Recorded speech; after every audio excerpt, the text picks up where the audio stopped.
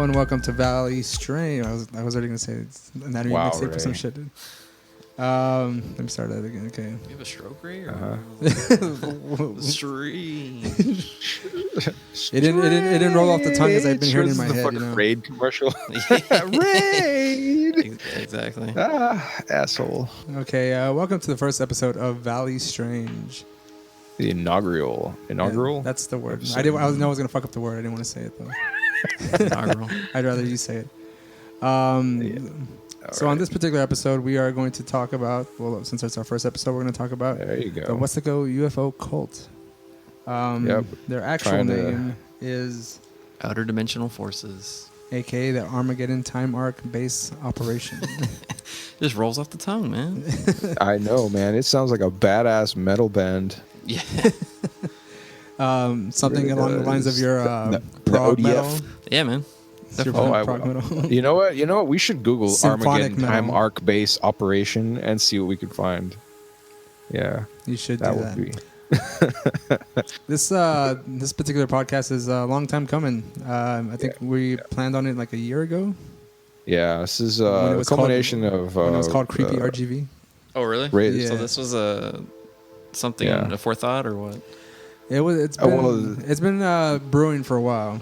Okay. So this particular podcast was sort of like the flagship, like one of the first ideas that Ray had put out for even starting this podcast, and it's taken this long to sort of come together because, you know, like it's near and dear to these fucking topics are near and dear to all of our black shriveled hearts, and you know, we don't want to fuck it up. I'm trying not to do it wrong completely. So what you're telling me is you were the original last podcast on Left, man? No, that is completely untrue. Well, I mean, I don't know if you remember, Roland. I'm pretty sure you do, maybe. We had started a podcast back in 2008. Oh, no, 2009, Christ. 2010s, and it was called Ghost. It was called Ghost, but it was an acronym. It was like so you immediately had to change it as soon as the band came out. No, this was like long before I even knew about the band. The acronym was Ghost Hunting. I forgot what the O stood for. I don't know. It was Ghost Hunting something, shit, and things. Oh, okay. Oh, yeah. I remember shit and things. Yeah, holy fuck. Because I couldn't think of anything else to write. So it was just going to be a general ghost hunting, blah, blah, blah, blah. It was an excuse to, It was an excuse to just involve other things, but it was really stupid. And we actually recorded an episode. We did, and I actually have the old file still lingering somewhere in my hard drive. Fart that never dissipated. It is terrible. So were podcasts like a real big thing at that time? It's kind of been recently picking. I mean, I know it's been around for a while, but like I feel like it's. I mean, at least I know like around work, you know, I hear people listening to them, but like I've never, like a couple of years ago, I never really heard too many people listening to, you know, podcasts. Now it's happening. No, they now it's like everyone's like, you know, Joe Rogan and like all the other stuff. So I'm just curious, like, so when you started, you said it was 2008. It was actually 2009. 2009. Did you have it on iTunes too and all that? No. When did Kevin Smith start Smodcast? Was that like probably like 2007 I think? Oh yeah. See, I was listening to that. It was still pretty early. I was listening to the Smodcast podcast a lot. Yeah. And so when we would all get together and then, you know, we just talk shit and stuff like that. Like always. You think in your mind that it's a good deal to record this stuff, you know? Yeah, it's the... But without any sort of guidance, focus, or format, it's just a bunch of dudes yammering and blabbing on about nothing. So basically... It's like the quintessential, like, a lot of people probably think that, right? You know, kind of like... we should record this, guys. We should talk about that. Yeah. This would be great. Like, they would love us. And if I may, there was no pre-planning that went on for that particular episode. I actually had my old Roland 8-track recorder. I sat it down on the table. It was a fold-out table in the kitchen, and it had 2 condenser mics built in. So all I did was press record. I pressed record, and mind you, I think it was me, it was Roland. I think Jamie was there. I think Brian was there.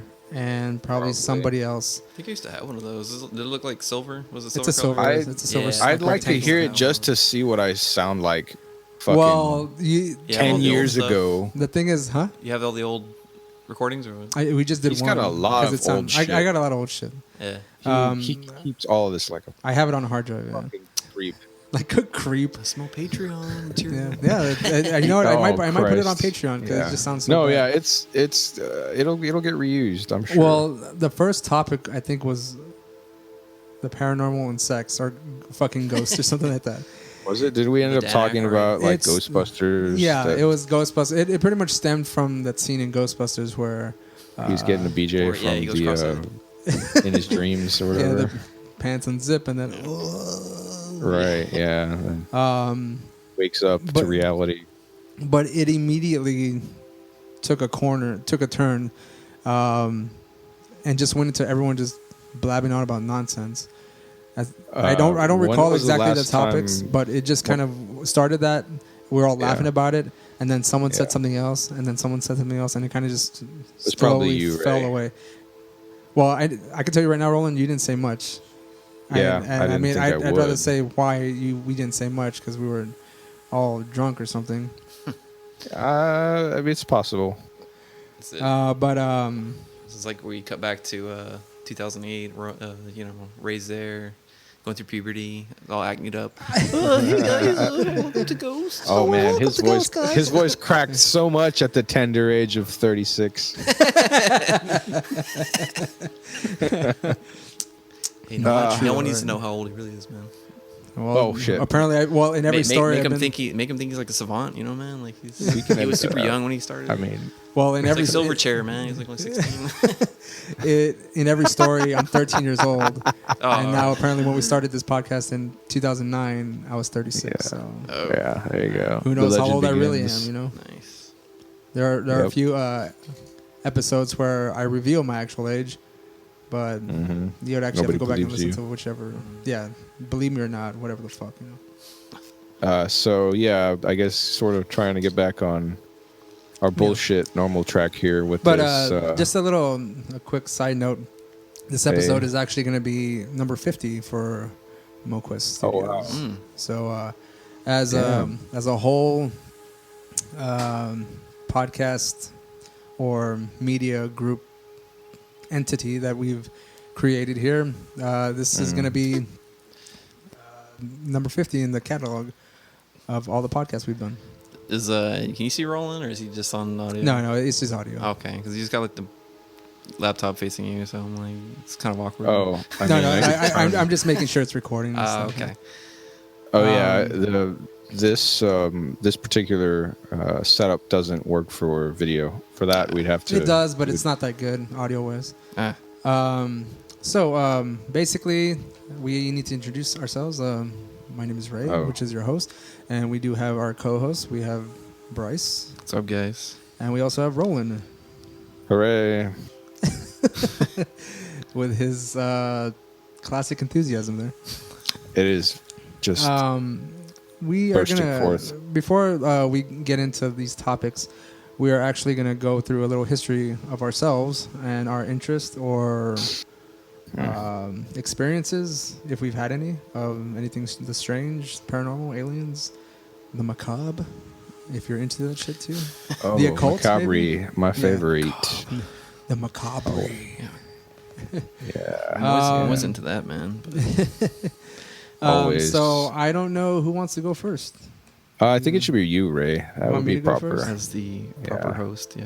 You can Okay, talk well- about your days of bonering out to ET or whatever. Nice. Oh yeah, that was my first boner. E.T. the As extraterrestrial. ET's neck grew long, so did Ray's penis. Did That's not on record. Did the tip glow just like ET's finger? Well, no, that's just his VD, man.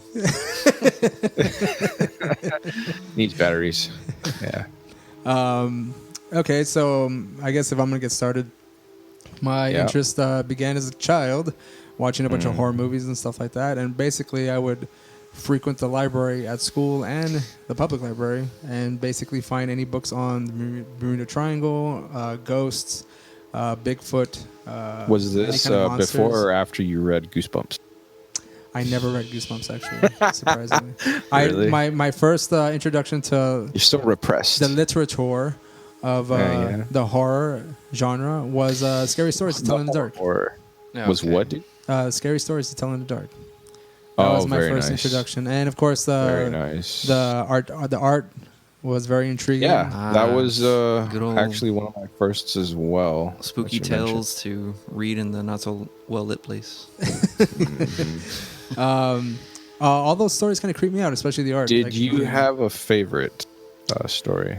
Like the one where the woman gets locked in the chest and they forget about her when they're playing hide and seek, or Well, I mean, at this point, it's been years since I've actually read most of them. The last time I've been meaning to rebuy all of those books. They are just actually, they're timeless. now available in one compilation. That's right. Yeah, one hardcover. No A shit. hardcover compilation with all the original artwork. Roland, Give me that it disc seems, out.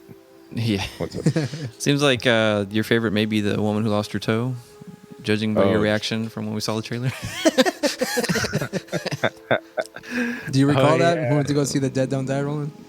Yeah, They showed yeah. the trailer, and then that fucking scene comes out, and what was your reaction? You just God, laughed. I'm trying to remember. Like, I Are you thought kidding they me? were Are you kidding I thought they me? were gonna call like the usher to come in and like fucking flash with the flashlight. Like, Oh wow, I do remember a little bit of that now. It was funny as fuck. I couldn't help it. well, it is kind of funny when you think about it because like they're trying to make it real dark, and then she's like, "I want my toe." It's like, yeah, it's a bit rough, man, but whatever. Well, I mean, I All right. hope the practical effects in the movie complement the actual The toe. the art and the stories, you know. Yes, and the toe. Oh wow! Well, I'm kinda curious as to a see little what- bit of the commercials coming back to me. Didn't like the kid put it in a bag or a little box or something and show it to his like older brother or something like that? I don't even remember that. I There's a think scarecrow so. in the beginning, and some kid like stabs it with the pitchfork, or he like hits it with something, and like he's like, you know, Yeah. being like your stereotypical like 13-year-old angsty kid, and then you know, I guess like the scarecrow comes back for him or whatever. I don't know. That's how it starts, but that's all I can really remember. That and then the toe one. You know, to come to think of it, I feel like this movie probably would have worked better as a black and white. well, you like think? you mean like the yeah. actual book? Yeah. That would probably be interesting. I feel like a lot of the to- color is distracting to me. That's just me though. Well, it's a lot of muted tones, but I wonder, do you think it would be better with practical effects? Because it seems like straight up CGI, a lot of stuff. No, actually, Yeah, I think practical it was effects. mostly Oh, they did? CGI. Yeah. No, they Except did. for except for like the toe, some of the toe parts. I think a lot of like the toe straight is up toes is specifically CGI, CGI. That's it. the toe is real. Okay. Let me see. You can see the crust under the cuticle. I don't know about you guys, but when I was a kid, my mother, my aunts, my uncles would scare the shit out of us pretty much all the time with telling us scary stories. They would turn off all the lights, do the whole flashlight thing. I remember actually one time I was having a sleepover at my cousin's house, and they lived in a trailer out in the country, right? And one evening, we're all playing in the bedroom. We're all like playing and stuff, shit like that. I think we were like maybe 5-6 years old. And I just remember my uncle A wee lad of put on 36. his fucking mask. Yeah. My uncle put on his He had fucking a like rubber mask. mask and was just staring at us from the window Oh, nice. outside. And I just remember someone turning around and just That's screaming their fucking head off. And I fucking flipped, man. I flipped. He didn't say shit. He just staring at us from the window, fucking scaring the shit out of us. That's hilarious. And I'm They pretty called the sure cops he on was him. either drunk or high at the time. Like the cops show up and they just start beating on him. Well, I don't even think anyone knew 911, so Ah, well, Ha. there you go. we're pretty much fucked. You could have just gone in there and murdered you all. You could have been a murderer, man. Right? There were a few other stories that were told to us having to do with living in Georgia, because one of my aunts lived in Georgia, and they used to tell us like ghost stories when they were kids about like near the cemetery and all this kind of shit. Always like willing to scare the shit out of us. And of course, I had a friend of mine named Paul who kind of had the same interests as well. So we lived like one street away from each other. And we're always looking for some kind of ghostly thing. So- And he would tell me ghost stories. I tell him ghost stories. And it was just like this back and forth thing. Do you remember anything specific about like the cemetery stories? Were they like walking in the cemetery at midnight or some kind of? No. crap? What actually was the case for one of the Georgia stories that I remember was that one of the kids were inside the house and they used to see what seemed like a figure floating around a patch of like tall grass that they never went in. And it turns out that in that patch of grass that there was actually someone buried. Mm-hmm. There was like a family buried in the center of that patch of grass. And so that was like, of course, it was more elaborate. This is just from what I remember. Yeah, sure, but that's plenty. I mean, you get the gist, the gism of it. And of course, living in the town that I do, everyone and their mother fucking sees La Llorona. Yeah, always. Yeah. In Georgia, though, man, that was just a bunch of people making some moonshine, dude. That was what's going on. Oh man, he was actually floating, but it was because of the booze. Yeah, there you go. I don't know if you guys had seen this before, but I've come across a few pictures on Reddit recently, actually, of people like, from I guess this would be like the 19th century, so late 1800s, early 1900s, probably later. That they would actually go out and picnic in the graveyards, and I've seen some old black and white photos of families actually sitting on right abutting the tombstones with their picnic, their sandwiches, and like they're like checkered picnic tablecloth and all that kind of shit. Isn't that like just like kind of a Mexican tradition? I mean, yes, of a sort. They have like the Mexican culture is very well, not necessarily just Mexican, but like a lot of I guess minorities have very close ties to their like ancestor worship. But no, these were plain Jane Americans kind of thing. They're wearing their Sunday best kind of stuff, bolo hats and all that cheese. I just thought it was interesting only because it was a bit, or it seemed that way to me. It was a bit uncommon to have those particular I guess demographics or that particular culture there, as opposed to the Mexican folks, that sort of thing. South American, was it? I forget if it was in Cuba or Puerto Rico where they actually will pose. I think it was Cuba. Well, they'll pose with the recently deceased and like. Oh yeah, I've seen pictures like, of that. They candid or glamour shots, right? Like, yeah, so they'll be playing poker with them, or like they'll sit at a bench at the park, and like they'll dress up the corpse. Well, I think they did that in America to some degree. It's what is it called, memento mori, where they would basically take pictures of the deceased or whatever, like, and doing like normal everyday activities before they were buried and stuff like that, or they would have like a family portrait with the recently deceased. I've heard that phrase, but I'm unfamiliar with that specific practice, I guess, here on this side. Well, it might have been a European thing, but I know it's like it was I remember seeing like a lot of like I want to say it was like 1800s that they would most like recently practice it, but I could be wrong. Because the only reason I say it is because they they had that kind of like in the pictures they would have that kind of dress from that time. You know what I mean? Like that kind of attire. But I can't remember where it was at. But I was watching some documentary and they where they would mummify I think I'm pretty sure it's an Asian country, but they would have these they would mummify the family, and then they would like bring him out every year. They would bring out the mummy and like they would like pose with it or like do different things with it. They'd put like cigarettes in its mouth or whatever if they smoked. Like the same mummy. Yeah, the same mummy. Like every year they would bring it out. Yeah.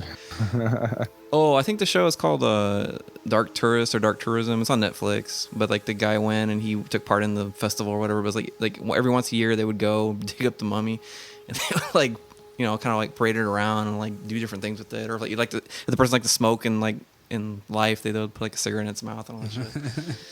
Yeah. Well, I guess we want to move on to Bryce then. Oh well. Unless you have any questions. I was going to say, like, you mostly talked about like how your family told you stories and then how they would show you, or you would watch horror movies, that sort of thing. But I don't. Did you mention anything specific, Ray? Like, oh, good point. Because you ET aside or whatever kind of thing. Like, what was like your? Do you remember like your earliest like? I guess. I mean, if I'm horror movie gonna, that you watched, or Well, all of this happened when I was fucking like between 4 36, and 5 years yeah, old. we know. Like 36, Straight out yeah. the womb. Yeah, just, Came out with that. He came out white hairs and everything. I don't know too many of my other family members that have as much of an interest in this kind of subject than I do. Some of them are a little bit more casual interest. Do you maybe have like the earliest horror or aliens movie that you remember seeing? Aliens? No, actually, I didn't see that till like way later. Actually, I was forbidden from seeing Aliens or Alien because it was too violent and scary. Apparently, that's what I was told. But actually, a lot of it has to do with my family, and we would always watch like those Stephen King movies. Like we would all get together every time they would show it on TV, or sometimes they come back, which is pretty much all Stephen King shit. Again, another reason why I kind of delved into Stephen King as I got older, and I read it when I was like in 6th grade, and that kind of piqued my interest. But no, I didn't see that. I actually didn't see Tommyknockers. But I was bored with that movie, to be honest. I don't even recall much of it. I don't. But I mean, I remember seeing it, but I don't remember too much about it. The only thing I know is I believe it was about aliens. I think. I don't know. Oh, but anything aliens related. I mean, I think the first movie I saw that really was like scary-ish was it wasn't Communion, which I saw later on, but it was like Fire in the Sky. That kind of gave me a more interest in aliens because it dealt more with like an alleged true event, which was the Travis Walton abduction, and there's a lot of records on how like that occurred and like what actually happened during that time. Speaking of which, Roland and we met Travis Walton 2018. I got my UFO poster like about 10 feet away from me. Yeah. So that was pretty cool. He seemed like a nice dude. Most of my interest is basically just some weird fascination. Any kind of experience I had as far as like paranormal, so to speak, was just that I was actually I didn't have too much of an experience when I was a kid, but I was around certain things like, for instance, a school nearby that allegedly was haunted, and then I had like some experience, but it was like in a family get together, like we all heard. Which is a story I'll get a little deeper into later on in one of our other episodes. But we all kind of experienced I guess something. It would be good to save some of this to weave into some of the other episodes as well. And of course, like more personal stories later on. But as much as it has struck some kind of fear in me, I get like kind of excited. Fear boners. Yeah, I get excited about it, and I kind of enjoy being afraid a little bit. I get more scared from like human beings coming to talk to me than well, that's like stay the fuck away from me. Social fear. Social fear is more real than any of these other supernatural and extraterrestrial. I get excited by fear. Rubbing his nipples while he says that. People scare me, but like Satan is, awesome. So great. But that's, I guess, enough about me. Again, any of the like personal stories and stuff like that, we'll get into in later episodes. Sure. But Bryce, if you want to tell us a little bit about your interests. I guess the first... be as forthcoming as possible. I mean, it's really nothing to say. I mean, I haven't myself had too many, or really any experience, I guess. I mean, other than like maybe a minor one or something. But I don't know. I guess it's something you could easily... shrug off, but I guess I guess the first thing that got me into it was kind of like similar to Ray. I saw Fire in the Sky, but the first movie I think I ever saw involving aliens was Communion, and after seeing that, and that's the story about Whitley Strieber, and it's also supposedly based on a true story. Well, it's based on a true story. I shouldn't say supposedly. sorry, Whitley. We talk shit on our Anatomy Mixtape one. Yeah, that's right. But we apologize. Yeah, we apologize.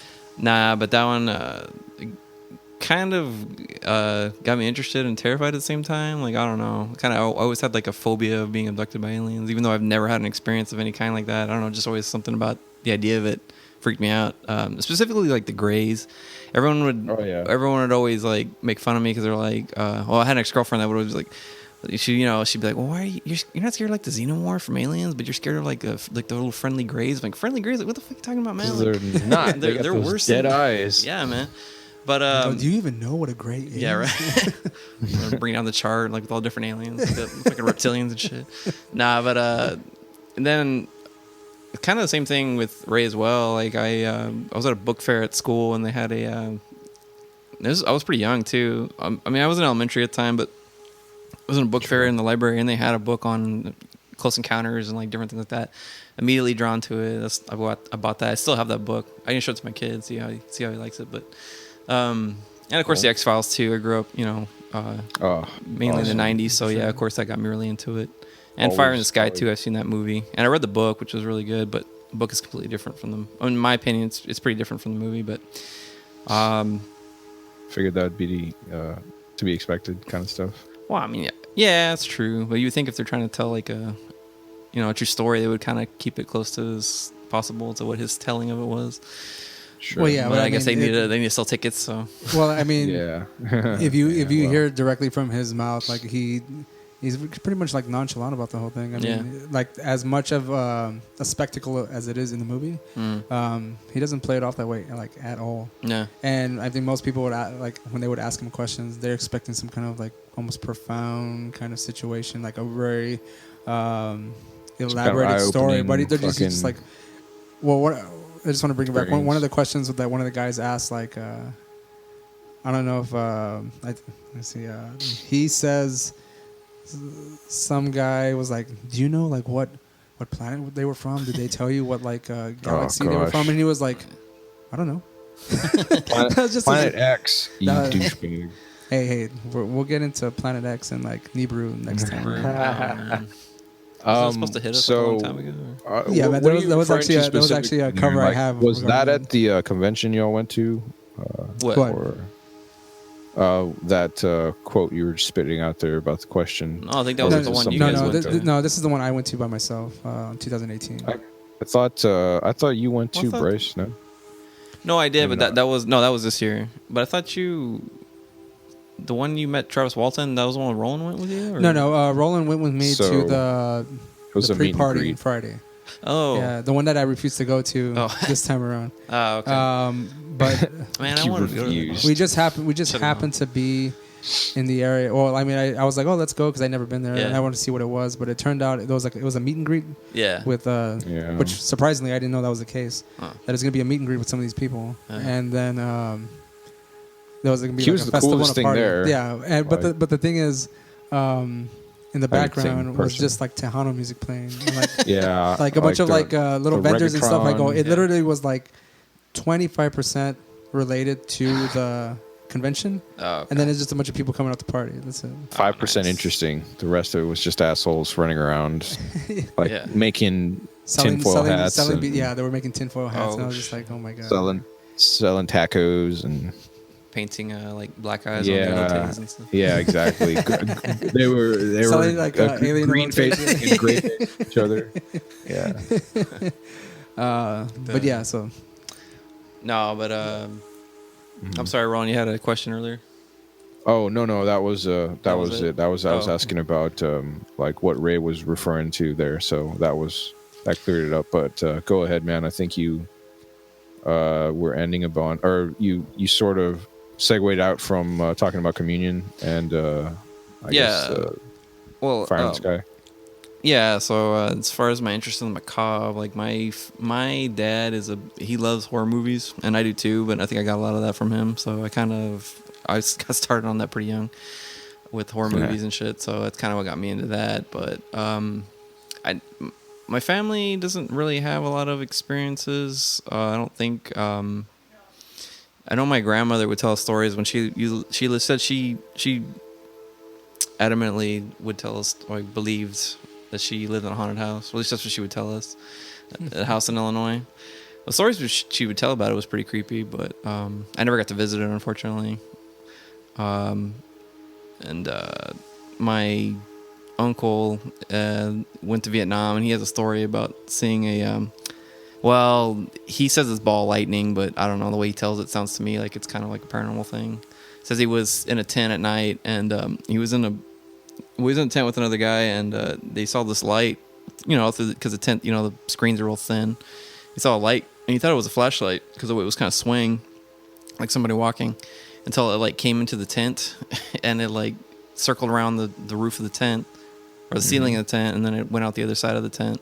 So I don't know. He says he thinks it was ball lightning, which a lot of people have used that to explain orbs and UFOs and stuff. But I don't know. I mean, aren't they? I think they're usually associated with thunderstorms. I mean, well, yeah. I would think if it was ball lightning, wouldn't it have scorched the tent and all that if it was coming in? Right, exactly. It would have kind of set them on fire. Yeah, I would think so. Did he maybe mention like smelling sulfur or anything, like burnt air, that kind of stuff?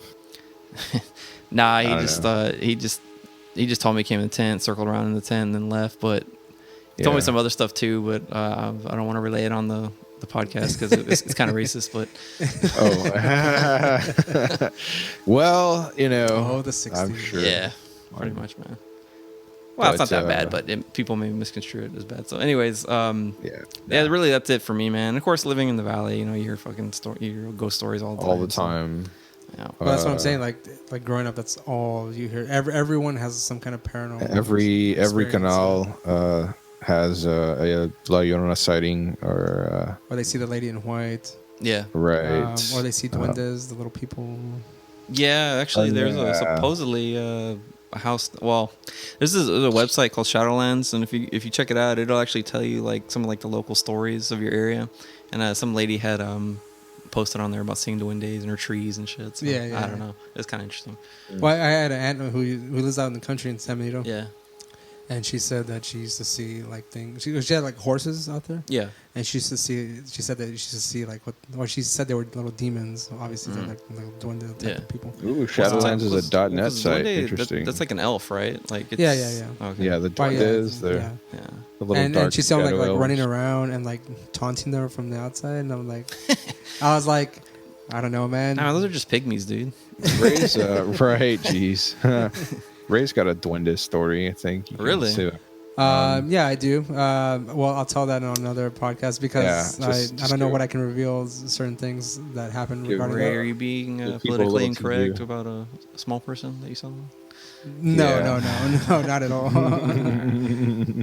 I wish it was just that. That's exactly what it is. I don't think you ever told me the story. How much? Well, it's like cliffhanger, man. There's a lot of things regarding like certain personal experiences, but I have to like go back and like either write them down so I can have some kind of concise or articulate way of explaining them. Because I mean, if I just tell you right off the bat, it's just going to be like fragments of things here and there. And I have to, like, just really sit he's got to have a nice long shit and just that's where the inspiration comes from. Just sit and think and reflect. As I've shown Roland, my sketchings that I do is mostly there on the shitter. You have no idea how irritating that is because you'll send me something and I'm like, that's pretty good, and then you're always like, yep, I'm on my thinking spot. Like, oh, god damn it. Oh, you mean like ideas for the podcast or like no, like ideas and actual sketches that I draw out. Yeah, like he always does this stuff. Like while I'm on the toilet. Ah, nice. And I'm never just like, and I'm actually pretty good at criticizing anything in general. So I usually don't have anything bad to say, which is kind of irritating to me. It's funny because I think of it as a release and acceptance. I'm releasing the bad, accepting new, brand new information. I think of it as just comes to me. Bullshit, but no, it's spray shit. Spray shit. Right. Detoxifying. Yeah. that's the way. That's a nice way of putting it. It's an inspiring shit. Yeah. Just. Well, I don't want this to turn into a fat food for fat people. Well, yeah, it does about does it for me, Roland. Okay. I mean, I was actually trying to think about this for the past few days for a while. Like, I don't really remember. I kind of remember one thing that clearly that where I was like, oh wow, I like all this. I like where I started hearing about ghosts and aliens and supernatural, the horror. And I was never afraid of any of it. I liked it. not like fear boner, I guess, levels of enjoyment necessarily, but it was more of just like an interest in like the unexplainable, or like the unknown, or just, you know, things that are inhumanly possible, or inhuman existence kind of stuff. So I think I was in second grade, and the teacher would have like I guess he would have a story, you know, like a story hour or something like that throughout the day. And he always would, you know, flip off the lights and start reading the the Stories That Must Not Die books. Yeah. Yeah, those were pretty popular. And I mean, you bring that one up quite a bit. So like that pretty much has a history in your childhood pretty early. Yeah. It was like the first time that I would sit there and just listen. It was in second grade. And he did a good job. He'd scare people and like yell and do all this kind of stuff, and everyone would scream, and I would just sit there like, this is awesome. As they just look at you like in fear with a smile on your face. Yeah, basically. I have always read, like, as far back as I can remember. I've always read books. Like my family, or my mother taught my brother and I how to read. It's like since before kindergarten. I mean, like, just so by second grade, I the second I got the chance to, I was like, oh yeah, they're at the library. All right, you know, I went and I picked them up, and then that's when I found, you know, everything else, like the scary fucking stories. What is it again? The scary stories that tell in the dark. Yeah. That's when I stumbled into those, and I loved the art. That was the other thing as well. Like, I always loved the art of horror and supernatural more than you know, like the idea and like depictions of aliens. Though I just, that was also because it was related. I loved that too. I fucking hated E.T. though. I absolutely hated that movie. I thought it was so boring. I thought it was like, I was so bored. Like, I'm not saying this just to be like a turd. Like, that's actually a bonus. Yeah, I absolutely hated those movies. I thought it was so lame.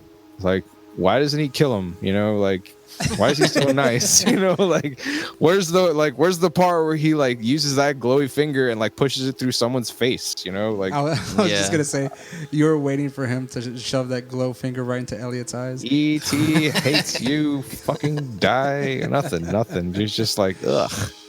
It was like the worst Disney movie ever. It wasn't a Disney movie. It was a Steven Spielberg movie. But that's, again, this is me as a kid, like, I'm over here and watching this. Like, do you have the same opinion about Close Encounters of the Third Kind?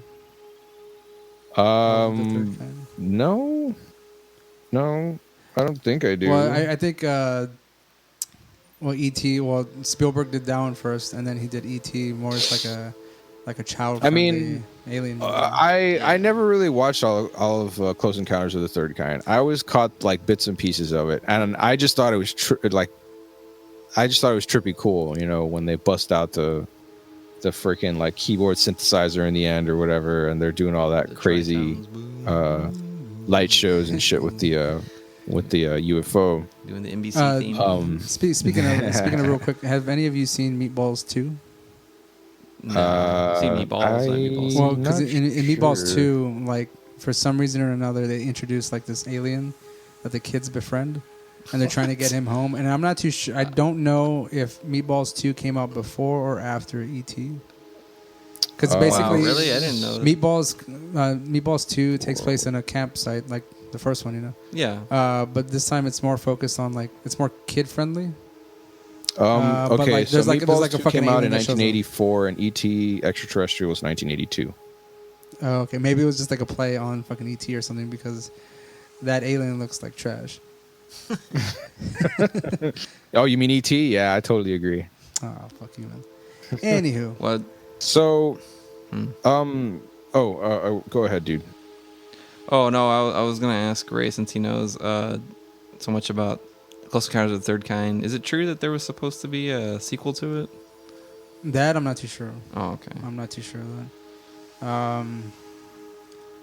All I know is that apparently that scene at the very end was allegedly something that occurred. Real aliens? No, that allegedly occurred like within the government where they met. Well, yeah, because it was supposed to be him disclosing, right, or something like that. It's like those like little bits and pieces of Hollywood. It was The Shining, like. Yeah. Oh, okay. Yeah, Kubrick's The Shining.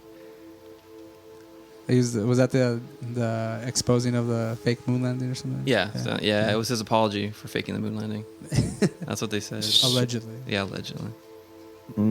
So I was just trying to look up a little quick bit of trivia here that you said about the sequel to Close Encounters. Well, it says it's Night Skies, but apparently that became E.T. Well, yeah. Spielberg came up with the idea for Night Skies in the late 70s. And Columbia Pictures wanted a sequel. Well, they wanted a sequel to Close Encounters of the Third Kind, but he had no interest in it. So he decided to do E.T. instead. And he also didn't want them to make a sequel without him. So, yeah, that didn't happen. Or it seems that way, that it was just... but... his words exactly. So... yeah. I'm very lightly paraphrasing.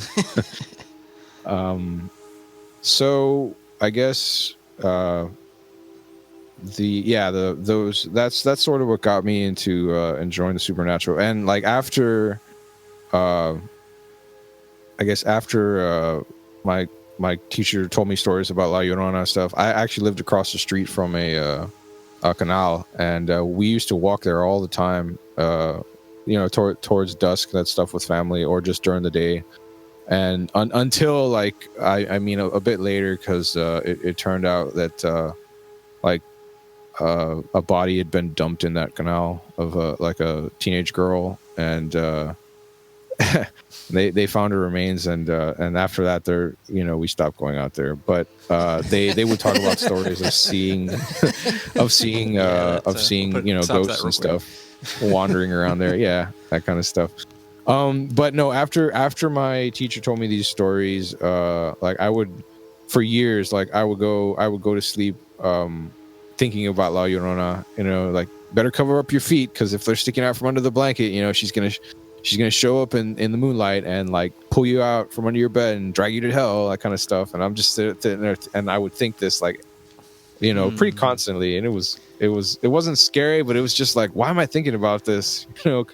Like it was just a weird sort of like nightly ritual. Is that a myth or a legend of that? If your feet are okay, so there are stories of her not necessarily like pulling you out from under the covers kind of thing. That was mostly just me, my crazy little mind, like imagining shit. But there are stories of her, showing up in, children's rooms and that sort of thing, and like kidnapping them or like just abducting them, kinds of stuff. And there she is now. Her name is Dagon. No, it's Dagon. It's Brutus. Oh yeah, that's right. Sorry, I for some reason thought you were at your place. Yeah, Brutus. And it came out of nowhere, dude. I know, dude. He sensed we were talking about La Llorona. Yeah. So there are lots of stories though where, because she's likened or compared to not necessarily just as a specter that wanders rivers and stuff, but like the kukui. So like they would tell stories about her to children to like make sure they behave, otherwise she's gonna come for you, that kind of stuff. And Mm. I want to meet the child that thought that was like a turn on. Like, she's gonna come for you. Oh, really? Man, she's gonna come cool. for me? Just doing everything that she can, It's like walking out the canal naked, like what's going on? Most of the Sure stories I think out, that like, have to do with her coming for children. Like she looks like basically like a troll. She's got like hairy arms and nasty teeth, and hey man, ain't nothing a razor like can't fucked fix, up hair, that kind of stuff. So I was like, whatever. Well, I was just wondering because like I wouldn't be surprised, if it was part of like a legend, because I was like maybe she was like kind of like a catch-all, because Right. The whole idea of it is like you're trying to keep your kids away from the canal, so you kind of make up like a boogeyman type story. So I thought maybe you don't want like to fucking drown. That is that is also another. Or like maybe I was thinking like don't keep your maybe you're afraid of the kid getting sick, like his feet getting cold, so like make sure your feet are covered, or so something like that. I was like, that's another exact reason though. I've read not necessarily accounts, but like examples of her being used as like a tool for those sorts of things, as a way to caution others. There is an urban legend though about modified figure. Well, I guess it's like a more Western one, but like it's just a more generic or general urban legend. But like the one where like the person like sleeps with their arm off the couch or something like that, and like it's missing in the morning or something. I don't know what that's supposed to be like teaching you, but I don't know. Stop touching That's yourself. cool. Yeah, exactly. so yeah, I mean, a lot of these stories are either they have like a follicle of truth in them or whatever, but a lot of them are like they're folksy. You got to use these types of stories when you gotta scare them kids, saying God's looking at you and that's not working. Then you gotta be like, oh shit, we need something more local. Yeah. Well, yeah. I mean. Right, yeah, this is what God does to you when you suck, and then like and then this specter of hell is unleashed on the children. Yeah. I mean, that's more for shame, Testament, right? It's more for shaming you, like watching you. If the shame doesn't work, how about burning in hell? Yeah. Right. If that doesn't work, some ugly lady's gonna touch you. No. Right. There you go. It's not so bad, I guess. So yeah.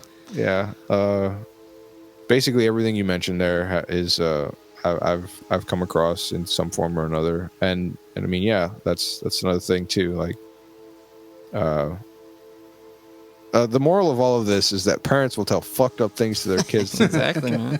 Get them to like fall in line or whatever. Well, I'm gonna tell you right now that my mother-in-law is the worst about that with my kid. Sometimes, man, I get so like when my kid goes and hangs out like or stays over there, I'm just like, you're going to scar this kid with all the shit you tell. Yeah. And I know you're like worried about him, but you can't make him like so repressed, man. It's like, I don't know. This is why kids have nightmares that last for fucking until adulthood or whatever. Like I still remember all this shit. Like, really? What the fuck? I don't remember any of the crap I learned in school. I just remember the fucked up stories that my teacher would sit down and talk to us about. All the stories I would hear, I feel like they didn't really work at all. I didn't even fear anything. I mean, because I feel like it was told to me like one time, and like they expected it to say that instead of like drilling it inside your head. So it was just told to me once, hoping that would do the trick, but it obviously didn't. Yeah. So they're like, oh. No, I mean, I still remember a lot of those fucking stories just because I was like, how the fuck did that happen? Or like, it's more of like a morbid curiosity than like anything having to do with like a sense of fear or responsibility to be a good little boy or whatever the hell kind of stuff. Hey, but have you ever had any paranormal experiences that may have gotten I can remember maybe one or two, I guess, hard to explain phenomena maybe three or so that I've sort of experienced. The easiest one, because I wasn't alone for this one, and I think I've told Ray about that one. Driving late high school, maybe early college. I'm not sure how old I was. Like my nephew, who was like a year younger than me. Was driving my sister's van, and we were coming back from her place, driving over to my house here in Elsa, from Edcouch, which is it's like a mile down the road, and you're there, maybe a little more. But so it was I think like about 9 or 10, so it was dark, but the main road here it's pretty well lit. There's street lamps, that sort of jazz or whatever to help you see or whatever. It's not like a side road or out in the sticks or whatever kind of stuff where everything's dark. And so we were driving, like we had just turned on the light, and we're driving towards my house, and my nephew like looks over to the opposite side of the road. Like, so we're driving, and he looks to the left, and sees like a black silhouette, like it was someone jogging on the side of on the sidewalk. And we didn't pay any mind. Like, okay, whatever. He's looking at the guy for like, or the shape for a few seconds, and he starts speeding up, and like as he gets like 5, 10, 15 miles an hour, like he tells me, he's like, "Hey man, what's going on?" And he's like, "Do you see that?" And like I look over and I see it too, and it's just like it looks like a shadow of a person just sort of running, jogging.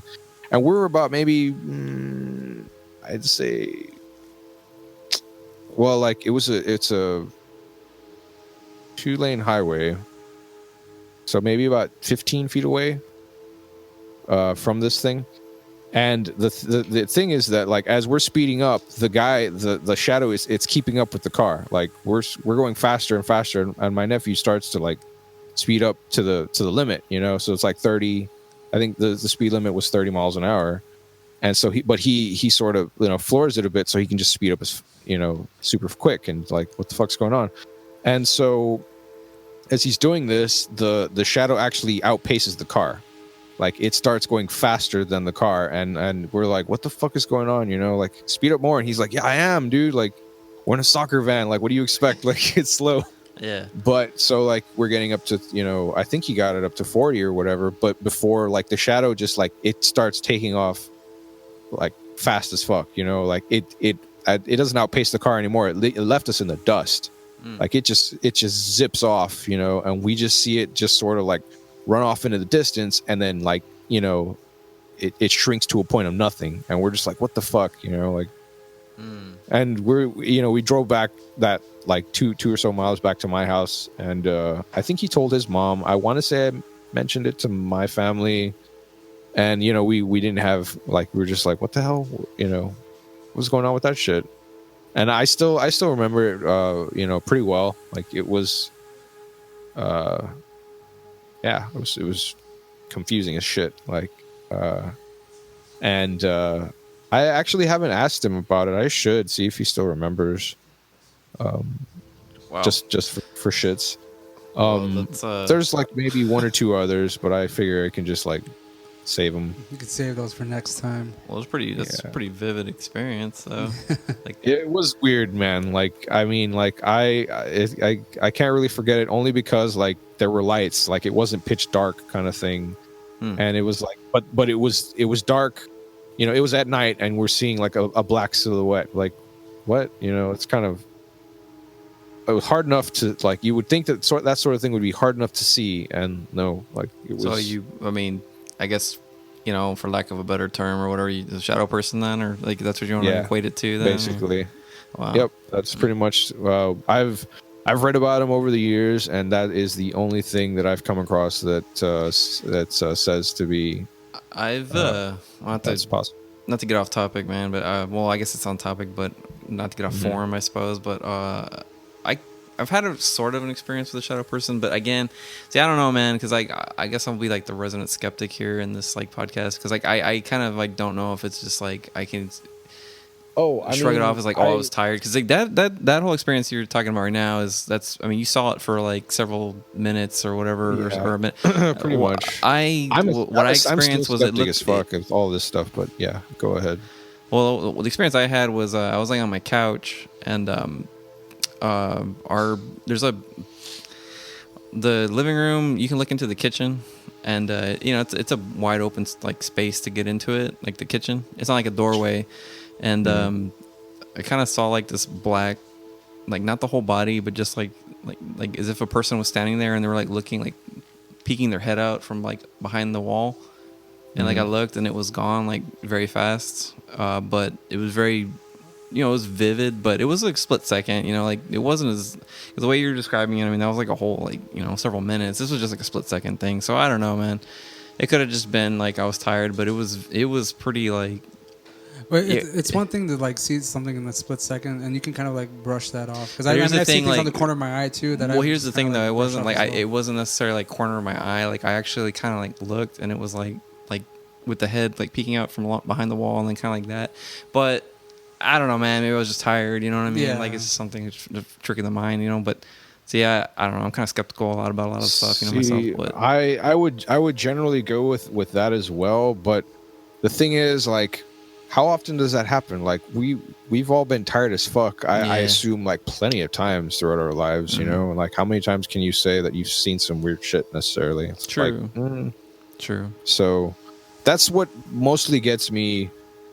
Not necessarily believing in any of this stuff, but on sort of like on the fence about it, because it's like, okay, at least what can I say about this particular experience that I can like objectively describe as like piques your interest, basically a little bit. You don't have to like necessarily believe it wholeheartedly. You just kind of like are interested to find out what it could have been. Right. It's something you don't understand. Yeah. That you don't really have an explanation for, but at the same time you're like, I'm not crazy today, kinds of stuff necessarily. And I mean, I'm also something that I've always sort of understood is that, I mean, like humanity as a species, we know tons of shit. Like we don't know everything about, but okay, like the totality of like humanity's knowledge is it's a lot of shit. Like we know a lot of stuff, but like on the I guess the universal scale of everything, like we really don't know a damn thing about much of anything really. Like, and like understanding that, I mean, like it all comes back from Lovecraft stuff. Like that crazy ass emo bastard understood that on the universal scale, like we're specks, we're like motes of fecal matter at best, kinds of things. Like, so there isn't anything necessarily to say that your experiences are either not exactly like invalid or invalidated by like the things that you can't objectively describe. Yeah. It's more of just like, okay, these are the things I understand, and this is like how I can describe this sort, and that's as far as you can go. Like it ends there, because you don't really have a way to explain it. I don't know. I could just be ranting like an idiot, but no, that's pretty much it. Like my whole point was that just like we really don't understand much of anything about anything, and so who's to say?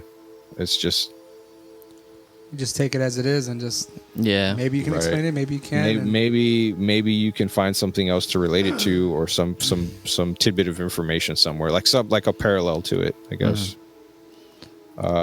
So like I mean, before I saw this, like that shadow person, I didn't know shit about any of those things. Like I didn't know that was an actual like description sort of thing.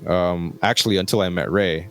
Because I never bothered looking it up. I was just like, yeah, that's some weird shit, like, because is it a ghost? Is it not a ghost? Or, I don't know. But like, I like that stuff. At some point when we lived together, I think that's when most of my eccentricities of all these kinds of like topics would come out. Because I mean, we would always sit around a table and have a nice yarn about. I thought you were trying to say something about your ex, because like the way you emphasize ex, like eccentricity. I was like, something's going on there. No. I mean, I didn't really have anyone to express any of these things to, and the fact that we were just drinking and stuff like that, mostly this shit just pops out at some point or another.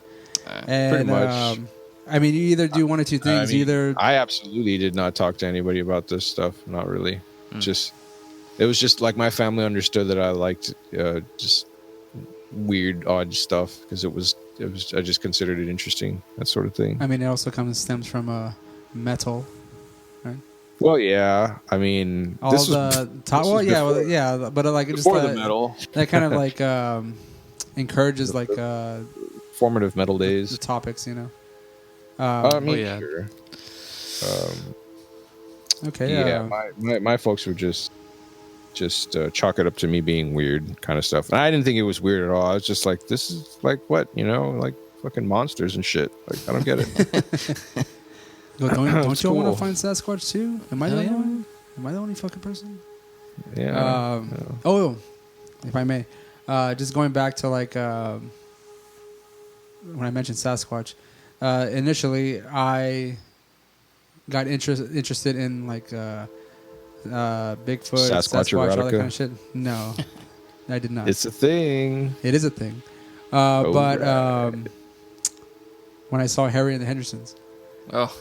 Oh yeah. Okay, that was my first. Liked. That was like that my was first great. introduction to like Bigfoot.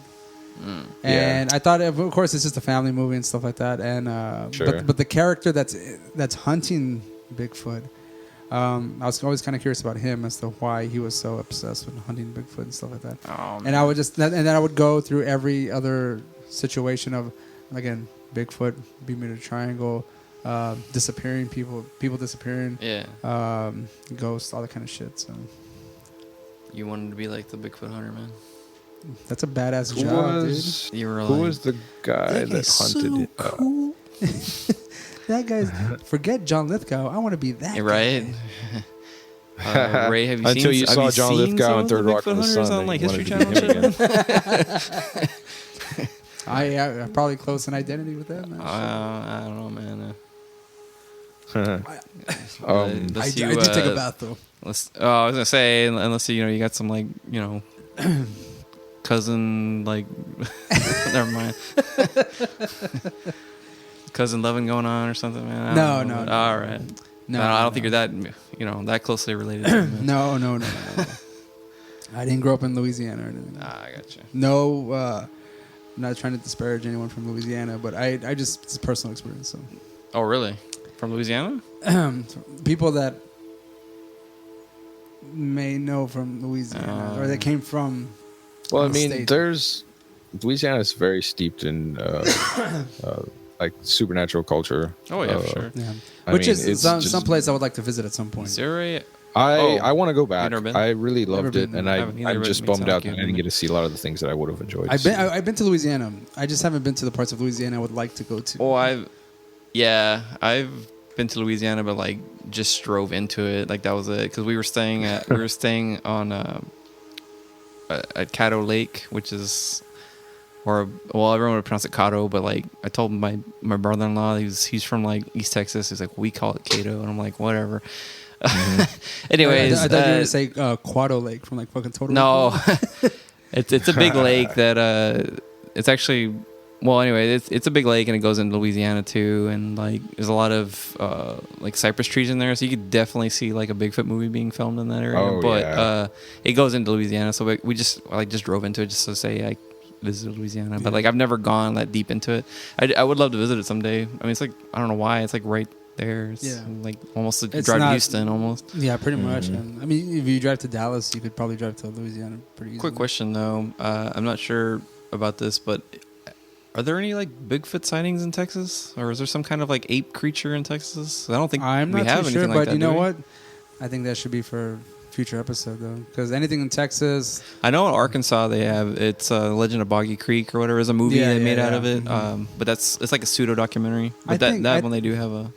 Like every folklore or ghost story or story about a monster, every location has something to offer, I would imagine.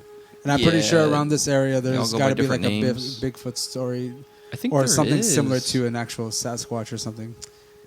So, just a quick cursory search here, and there does seem to be some alleged Bigfoot sightings in Texas. So that'll be something to save for later, though. Nice. Yeah. Kinds of stuff. Well, Ray, there's a Texas Bigfoot conference coming up on October 18th. Oh wait, where at? It's like in Jefferson, so that's a bit of. That's not that too far away. They go those Fresnos. No, the Fresnos. Is there like a Bigfoot related to like a beach? Like a Bigfoot that's covered in sand. It's got swim trunks on and shit, and shades. Drinking a fucking margarita. And yeah, shit. man. Just weekend at burning it and shit.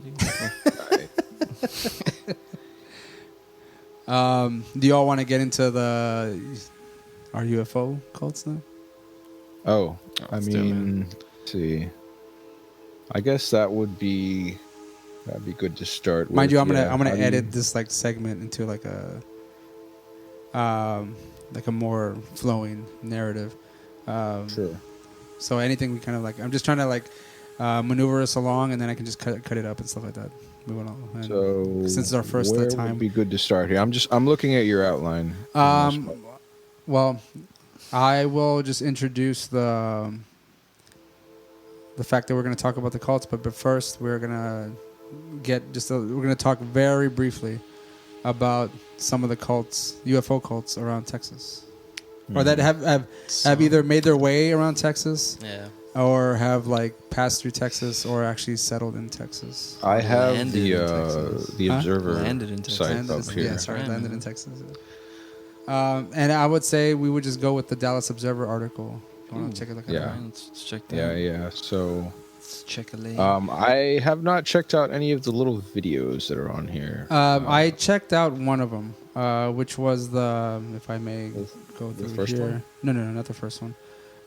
Which the one that intrigued me the most was, hold on. The Heaven's Gate motherfuckers. No, the Project Starlight International. Mm-hmm.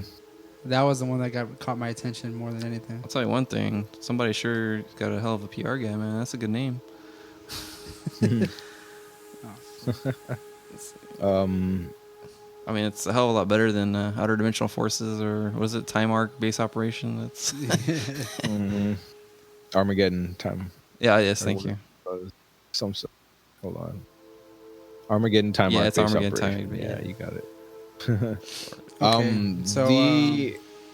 So like out of all of them, I mean, you mentioned the Project Starlight International, also the Association for the Understanding of Man. I mean, that would probably be a good one to start with. Out of all the ones I read here, this one kind of seemed like the most harmless, I guess. Yeah, just because it kind of like the way it ended, it seemed to kind of just. I mean, like it. And I assume that like, you know, these guys weren't drinking any poison Kool-Aid or anything like that or whatever. Well, if I may, I just introduce the segment, and then I'll mention the article that we are citing, and then we can go into it, right? Yeah. Which one would you all want to start with first? Just start at the top in that case. Just start at the top and work our way down. This was like a segue, like that little bit we mentioned. Okay. Into it. Okay, so hold on, give me just a second here. Okay, so before we get into our main topic of the evening, we're going to go through the meat of the mud. We're going to go through some of the UFO cults that have positioned themselves, or in Bryce's words, landed in Texas. Or have just passed through Texas at some point or another, where they like originated. And the first, with the article that we're going to be citing is again, any of these articles you can find online, and we'll put up a link in the episode description to the actual article. This is actually from the Dallas Observer, and this was actually from March 24th, 2014. And it's written by Travis Box. So none of these things are fairly new. I mean, these things have been going on for a long time. So we're going to get started with one of the cults here. Let me see here. And this was actually brought up because some I guess, was it like one of them was predicting the end of the world or something, and then they kind of lost track because it passed like they all fucking do. Yeah, and so they all kind of do that at some point. So had we mentioned like previously at all here that like the main premise to this segment is, I mean, obviously the name of the Valley Strange has to do with just like local urban and supernatural legends, that sort of thing. Yeah, I actually mentioned that I was going to do like a trailer regarding that. Oh, well, okay. I mean, no, we can actually just mention that off the top now. These episodes, or this podcast, is primarily focused on our particular region that we live in, which is the Rio Grande Valley, and anything related to this area. So as we are discussing or just briefly mentioning some of the UFO cults in Texas, we are going to narrow it down to one that is local to our area. Much as we can manage. Narrow it down as much as we can to our particular area, because there is one specific that is probably 20 minutes away. Yeah, about 20 minutes. And from Roland, it's probably like 8 minutes from his house. Yeah, I mean, I'll talk about them, but like actually going to those places is probably not a good idea. Although, again, this episode is a long time coming. Bryce and I have been discussing this for quite a few months now, and I'm talking like since last year. Oh yeah, well, actually, regarding this UFO specific cult. Topics. Yes. Well, this specific discussion of the UFO cult in Weslaco. Yeah, because we actually had toyed with the idea of going to their location and knocking on their front door, so to speak, or their front gate. To see I still if think about one of in there, man. If it's the one, I'm thinking about, like Well, I guess Ray and I kind of shared a. Well, it's a pretty well known spot in the valley. Everyone knows it as I always knew it as the UFO house. Well, yep. I mean, that's if you're looking for that kind of shit, because most people don't have no clue these days of, like, that particular area. Well, nowadays, but it was pretty well known. Like, yeah, because it's been forgotten about. That's how I knew about it from my. They're so quiet and silent. Like you haven't heard shit from them. But again, man, I don't know if anybody lives in there, man. I've never seen any activity at that house. Me neither. I'm gonna one of these days, dude. You and I, Ray, we need to go over there, man. Shit, they're probably listening right now too. Honk 3 times. Well, that's what they say. Like I had read something that if you go up to the door, if you go up to the gate, you honk a certain amount of times, and they'll come out and like talk to you or something like that. But I do, Ray, really think, man, we should stake that house out, man, one of these days, dude. Let's just straight up. Park a car like across the street and let's just wait for the whole day. We'll just take out, see if something happens, dude. Yeah, you know what? I'll get my GoPro out. We'll do a time lapse, and then we'll come back and check in and see if anything actually happens. Other than that, now Ray, we could just you know what? We could just park at the Pizza Hut, dude. Yeah, see if anyone But I want to see through the gate, man, because you can see through the gate. Of course, I was gonna say something now, but I don't want to incriminate myself. But you know what? Fuck it. Let's just go on there, man. Let's just jump the fence and see what's up, man. That's a tall ass fence. As far as you know, they don't like. I see that ladder right there. The government and like journalists, and we don't either or fall into that either. So they have like some kind of sovereign kind of situation going on in that fucking. So, I mean, could they kill us and not face any charges? It's Texas, bro. It's the stand your ground law.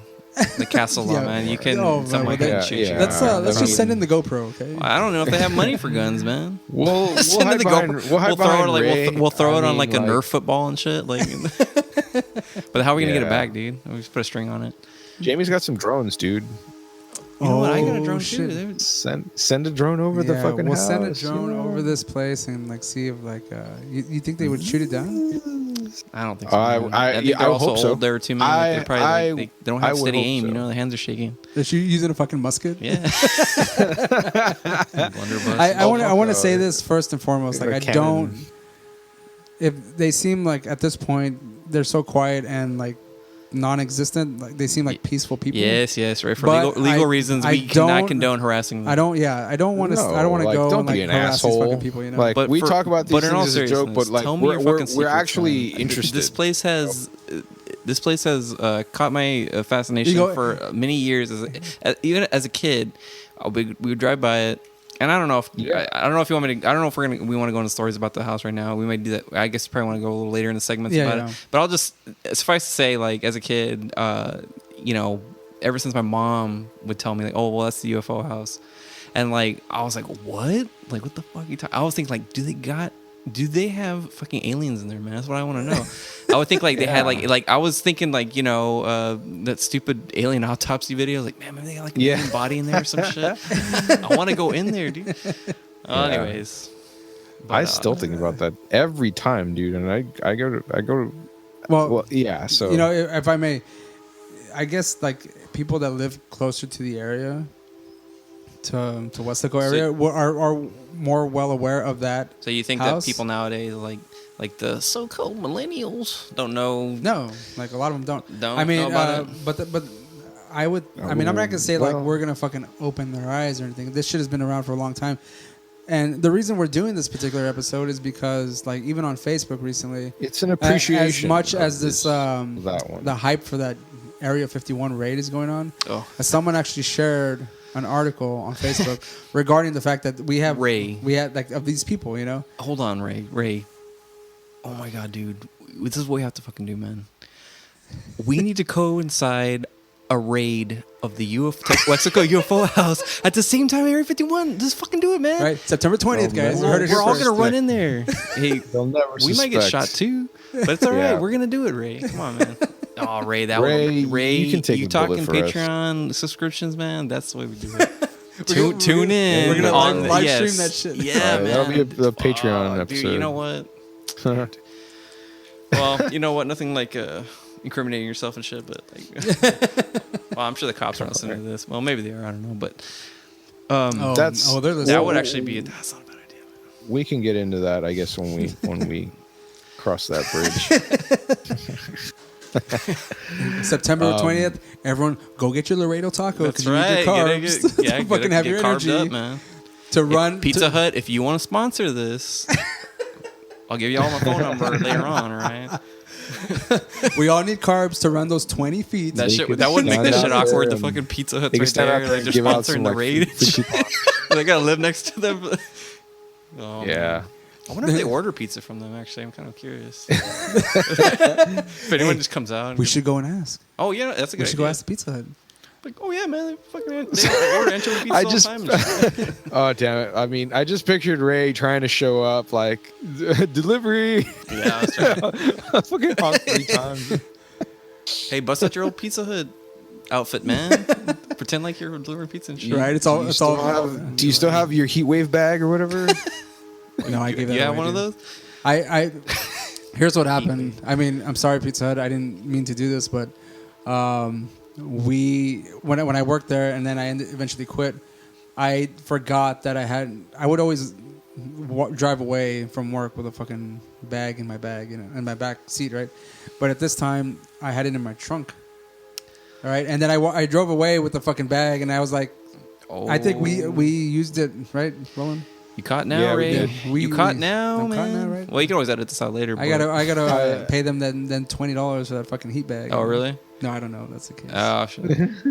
You know how many times people have probably done that? I've been using it for like the past fucking 10 years for my lunch bag. Yeah.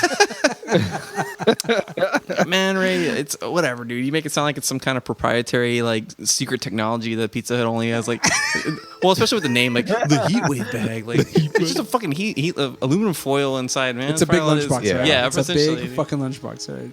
Yeah.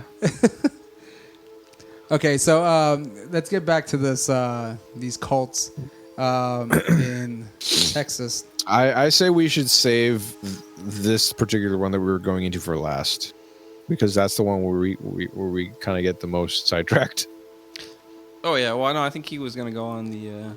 Well, I'm gonna just go. I'm gonna list them pretty much. I mean, we don't have to go too much into them because again, it's just very brief. Yeah. One of the ones that came up in this article was God's Salvation Church, aka Chen Tao.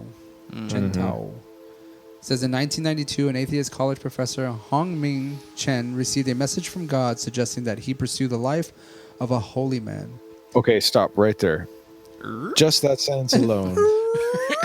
Like, let me tell you how I got here. Atheist received a message from God. Yeah. Yeah, that's right, man. Like, all right. The irony, right? Mm-hmm. It's very, very thick. Well, maybe it was just his inner monologue, and he thinks he's God. Or maybe he's a schizophrenic. Here's part of the article that I found. I laughed out loud when I read it. It said, not being one to argue with the voices in his head, Chen began studying numerous religious texts before joining the UFO cult in his native Taiwan. And after becoming disillusioned by corrupt leadership and excessive dues, he formed the splinter group Soul Light Resurgence Association, which he would come to be known as Chen Tao God Salvation Church when the group began to immigrate to Garland, Texas, March 1997. All the way from Thailand, man. And I feel a bit of a closeness to these particular ones because they're all close to places that I resided. I lived in Dallas for a couple years, and Garland was not but 20 minutes away from the area where I lived. Yeah. It had like a combination of Buddhism, Christianity, UFOlogy, and Taoism. The apocalyptic SLRA believed Earth had suffered 5 great tribulations caused by fallen angels called King Satans. I like now that name. name. Is a cool name. Yeah, King Satans. That's again another power metal band. Which, yeah, something. You want to hear something more metal? The first of which was a battle waged between dinosaurs 10 million years ago in the Middle East. Yes. Now that is fucking metal. King Satan's King, like that sounds like a fucking wrestling villain, man. Like King Satan or some shit. I don't know. Well, I know. I think there's that character from Dragon Ball Z. Oh yeah, that's true. That's Mr. Satan though. Mr. Satan. That's Mr. Satan. Right. This is a king we're talking about. Yeah. It's funny is that how he had a problem with corruption. That he hustled his followers for $90,000 a head for a ticket to the ride. Yeah, which is well, yeah, he was tired of the corruption not being going in his favor, man. That's the thing. Yeah. Right? He's okay with the like, corruption. Look, it's like, well, I'm not getting any of this. Dad needs a piece of the pie. Give me some of that action. And I mean, I don't know necessarily how corrupt that is, because like they came from Taiwan, and you know, like that's you need it takes a little bit of money or whatever. When they like, I mean, he didn't come alone. Like they all, like, it was a group of folks, right? Well, and this is another part of this article. Again, you know, it kind of, you see someone who kind of branches off and like tries to, like, I guess in their mind form some kind of rational version of their religion, so to speak. I don't believe in God. I believe in God. Yeah. Well, there you go. Well, speaking of that, I don't believe in God. that I believe in making that. it says in June. God. It says in June the church placed ads in several Canadian papers based on his claims that Jesus had taken the form of Abraham Lincoln and now lived in Vancouver. Hey, why the hell not? Yeah, fucking make up whatever the fuck you want. Abraham Lincoln riding dinosaurs and shit, man. Fuck yeah, dude. And he sounds awesome. The guy had predicted that God would descend in the flesh on his house on Ridgedale Drive at precisely 10 a.m. March 31st, 1998. Yeah, well, it says here that 150 disciples soon followed, and they all eventually ended up buying upward of 30 homes within a 2.5 mile radius. Bought a neighborhood. Yeah, pretty much. That's fucking crazy, man. And is it true, Ray, what this article says, that Garland is now a central hub of arts and culture? It's trying to be. I'll say that. It's trying to be. How far away is this from Dallas? It's about like a 20-25 minute drive. Oh, okay. Dang. It's a nice little. It's a nice little town in Joe's. Near Joe's. Well, Joe, which is a frequent podcast contributor for Anatomy Mixtape, lives in Oak Cliff, which is southwest of Dallas. Opposite end of Garland.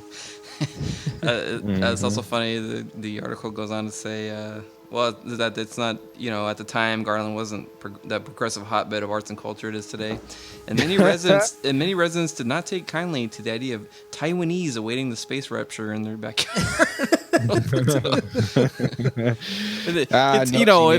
If it was just good old Bob and Bill, like, that's all right. They can wait for those goddamn Taiwanese fucking waiting for their spacesuits. Fuck that shit. Get out of here. You go, you don't want that. It's gonna sound fucking racist, but I can imagine if they didn't want that happening because they're like, these Taiwanese fucking aliens are coming through driving a spaceship. Those motherfuckers can't drive. They're gonna crash into one of the fucking buildings. Hey, they're taking jobs from our aliens, man. Yeah, there you go. Just to bring this discussion to this particular cult to a close.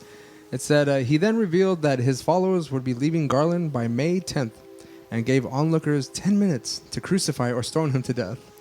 No one obliged, likely because everyone who would have taken him up on his offer was in the process of moving back to Taiwan. Yeah. So like it said there that their visas ran out. So I was like, wow, that just sucks. You're like, we don't want to all this money dragged away, right? We just like to calmly go back to Taiwan, right? Before we get deported. One of the ones that I recall most from my youth was Heaven's Gate. Mm-hmm.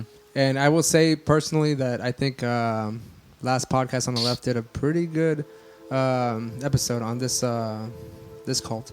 Oh, yeah. Heaven's Gate, aka Total Overcomers Anonymous, aka Human Individual Metamorphosis. Acronym HIM. But they weren't based in Texas though. But he was from Texas. Yes, he drove through Texas. No. Well, he's from Texas, from Spur, Texas. I thought.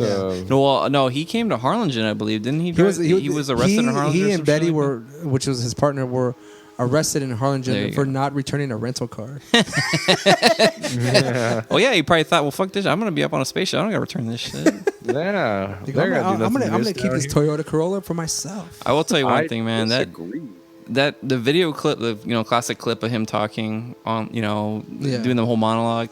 He's got them crazy eyes. Yeah, that guy, he fucking scares the shit out of me. Those eyes, dude. It's like I was watching. That's what happens when you've been castrated, man. Yeah, yeah.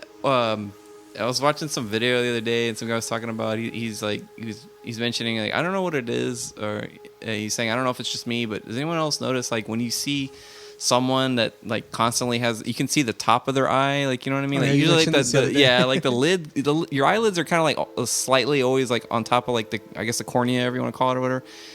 But like when you can see like the entire like eye, like that, that person's fucking insane. Yeah, the eyelid. Yeah, it's like up, like when they're always like constantly like that, It's, yeah. But damn, dude, yeah, that's true. They were all castrated themselves, didn't they? And they would show up to like McDonald's or something, and they would always they would show up to some fast food restaurant quite a bit, and they would always be wearing the same thing, like the black jumpsuits or not jumpsuits. They were all pretty uniform. Yeah, in their dress, track suits or something, and then like the same tennis shoes. I was always thinking that like they were all wearing like the fucking Run DMC Adidas. Yeah, that's what I was thinking. Well, I think they had the tracksuits too. Yeah, like fucking Run DMC. All they needed was like those fisherman hats. And shit. How funny it would fucking be to be a fly on the wall in any of those like dinner gatherings, and they were fucking playing like I don't know, man. Fucking Apple, like Applewhite fucking rapping runs parts and shit. I don't know. It's fucking stupid. Ray, we need to make that video, man. So the Heaven's Gate people were actually originated from Texas, ended up in California, and from what I recall, I just remember turning on the news. Good Morning America. Dead bodies everywhere in this fucking that was a pretty disturbing video too. They would going in the compound, and they're all there with the everyone has those blankets over them and shit. The away team. Yeah, the away team. Yeah. I mean, they're dressed like some Star Trek shit, man. Their whole thing was that they were gonna hitch a ride on the Hale-Bopp comet? Yeah, Hale-Bopp. Yeah. Because there was a UFO right behind it that was about to take them to the next and like plane of existence. The co-founder that had passed away sometime before was riding in on the tail of it to help scoop them up. And what's funny is that, I mean, if the comet is a physical thing. Yeah. The UFO allegedly is a physical thing. Mm-hmm. What in their mind did they rationalize having to kill themselves because the soul? Yeah, the spirit was gonna catch a ride on the comet.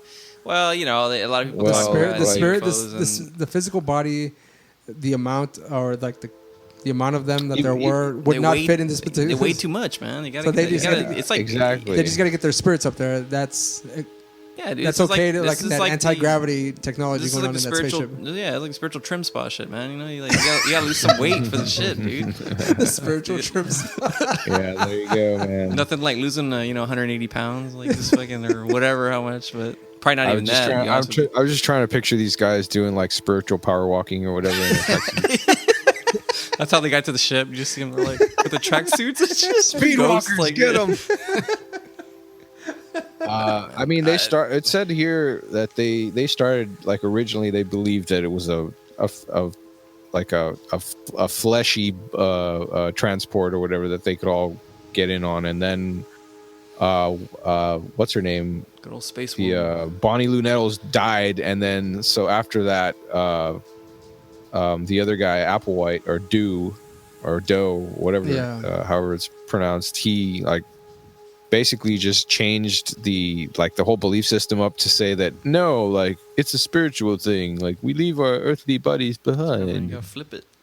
And I guess he I heard from what I recall, I think he was gay, and he thought that was a sin, and he couldn't rationalize that within himself. So against the castration, and then the whole okay, that's fine for you, but what about everyone else? I don't want to fuck. I'm okay with my shit. Why do I gotta? Well, that's how. I mean, how many people you can't get convinced that someone? I mean, we see them and they're talking fucking crazy. Like, and then someone else believes them, and like, so how is like Applewhite's like, I can't be the only one ridiculous here, man. Y'all gonna have to fucking do it too, man. Yep, all you guys, all y'all, come on. I can imagine him just putting his hand on people's effort. shoulders, be like, cut off your dick. He's like, no, Mr. Applewhite, no. Oh, well, good question.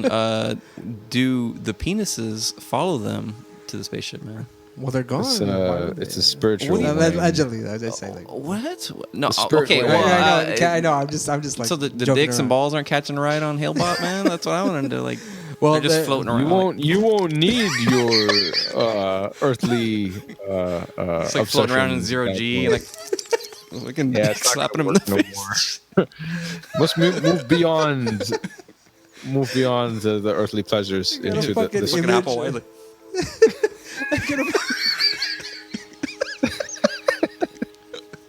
He just fucking gave me this terrible image of a bunch of dick and balls floating around. Spectral dick and balls. Applewhite just like, oh shit. Zero G gravity just. It all paid off now. It's all paid off. We don't need them, guys. You go. Yeah. I can have these dicks as long as they're not attached to That's some right. dudes.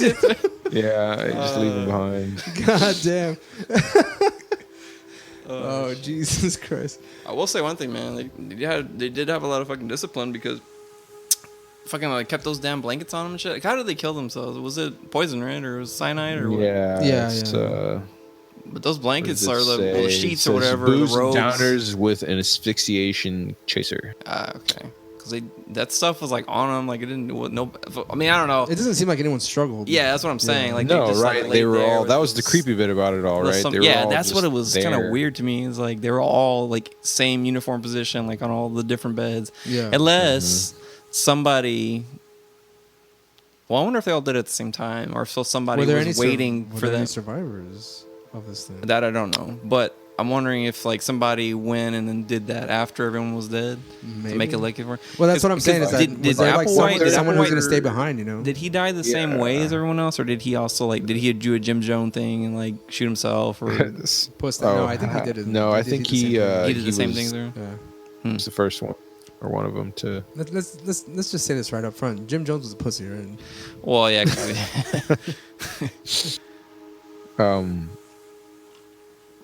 I was just trying to imagine if like there were some people that showed up late or whatever. Whoa! They're just like, whoa! What the fuck happened here? Fuck this. Jerry, you told me it's gonna be a breakdancing thing. It was a home improvement moment, man. Lied to us.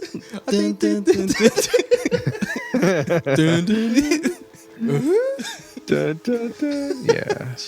Okay, enough about fucking Heaven's Gate, all right? We can probably joke about that shit the rest of the night. The next UFO cult coming out of Texas is the Association of the Understanding of Man, also known as Project Starlight International, PSI. PSI. Yeah! Guys have like just described as a names.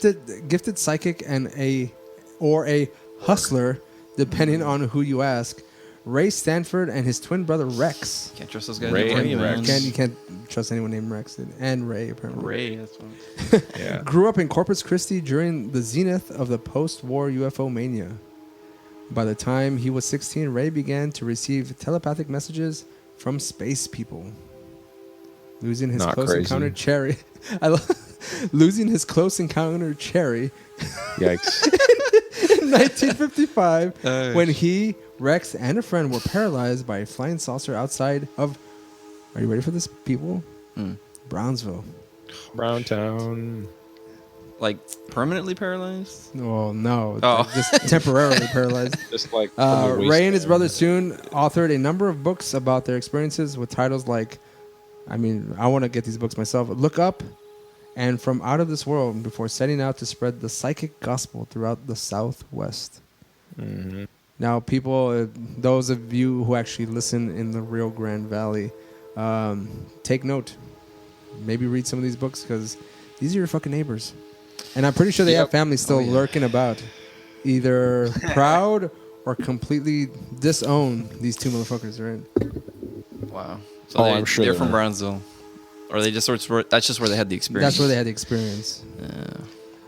Shit, if I'm looking back here... Drink too much on the beach, dude. Is it right? It's at South Padre Island, fucking red tide, man. Boca Chica. Making people go fucking crazy. This is before SpaceX came down to... Let me see. Mainly, they do a bunch of experiments. As I was watching the video, this is the one I watched because, again, the name kind of caught my eye. They were basically they were sending out signals into space, hoping to contact UFOs or passerbys in space. And they honestly look like fucking Devo. They look like Devo? I thought they looked like fucking they have the hats and everything. Extradited band members from Devo. Oh, okay. As soon as I saw the video, I just heard fucking whip it good. Yeah. There wasn't much about them. I mean, they seemed pretty harmless regarding their situation. They just pretty much tell people about their experience. The next one that we have here is the outer... No, we're not going to talk about them because that's our main bread and butter. What was the name of that? The previous one again? The one you were just talking about? Project Starlight? Project Starlight? Yeah. They kind of just faded out pretty quickly. They were just they're not really... No, they're just kind of spreading the word on their situation and their experience. The brother, one of the brothers at one point goes off to get a parapsychology degree. Motherfucker wants to be Peter Venkman, bro. Yeah, exactly. Oh shit! Where do you get one of those degrees? That's what I want to know. Now? Oh, I don't know. Community that was big in the 70s, right? Phoenix they had that stuff on. Yeah, right. DeVry.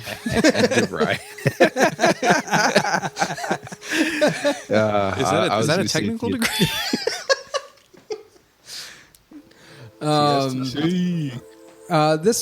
This next one coming up, I was actually surprised because I heard about this cult when I was living in Dallas. I had no idea they kind of were from Texas, but they're actually pretty funny. And it's almost like a parody of a cult, so to speak. It's the Church of the Subgenius. Oh, yeah. You heard about them?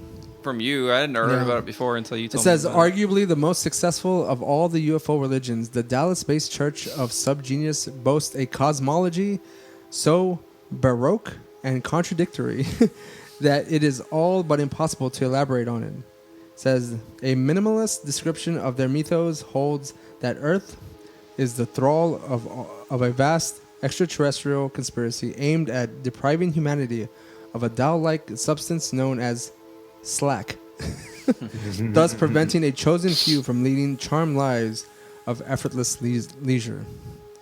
And the best part of this whole thing is that the conspiracy thanks the teachings of the founder, J.R. Bob Dobbs. The Church of Bob, basically, is what it is. And this says the early church literature predicted that beings from planet X would descend on Earth on July 5th, 1988, and rescue all dues-paying members in flying saucers prior to the destruction of the planet. So make sure you pay your dues, people, because that's the only way to hitch a ride. Did you mention the part here about what they refer to as like where they say their chosen few come from? No. It's right before it mentions the leader's ridiculous name. And hold on. That is one of the things that I forgot to mention. It says these chosen few, referred to as subgeniuses, are said to have descended from an ancient race of Yetis and will eventually triumph over the conspiracy thanks to the teachings of the church's founder, Jared. There it is.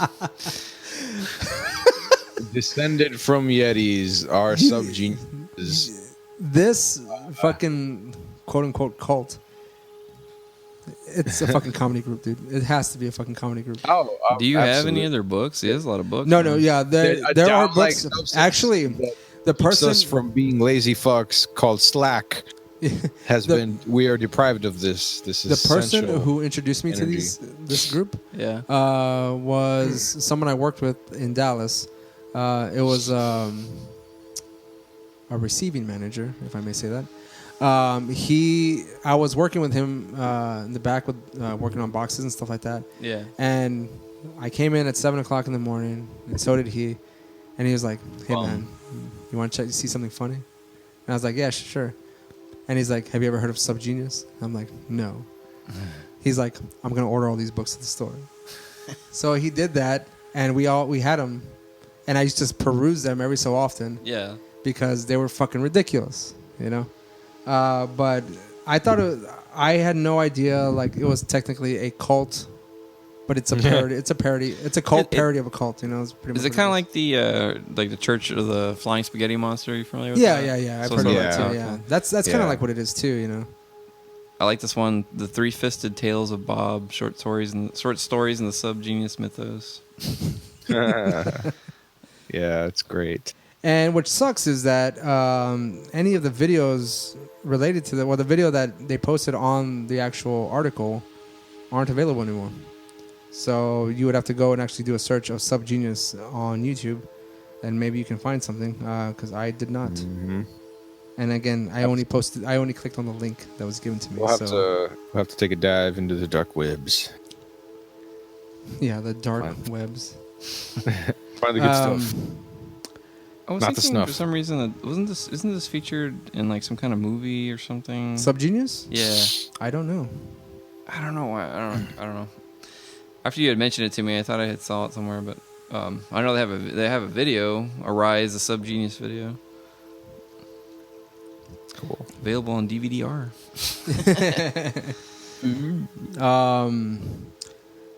So we already went through 4, right? We went through. Yeah. Okay, so we're gonna bring it down to your fucking backyard, people. And I want to say this again before we go on with this. Down to your backyards, your shopping centers, your pizza your huts. restaurants. We are not the first. Probably not going to be the last podcast to talk about these people. Until they mow this shit, until they flatten the damn house down, people will still be talking about it. Man. Yep. I would like to give credit where credit is due, and I just want to mention that there is a podcast called Border Perspective, and they actually did an episode which is like 13 minutes long. And the episode is titled "The Bizarre Case of Orville T. No Drug," and that was actually done in 2011, fucking 8 years ago. Wow. The last time they posted anything was 2013. They have not been active. 13 minutes. Man, 13-minute episode. We're beating that by like at least an hour and a half. We're going about like an hour 45 right now. So we're gonna go into the main topic of the evening, and that is, man, this is supposed to be like a 30-minute episode. No. We are going to go into... What was that? Get that Requiem for a Dream music going on. What do you...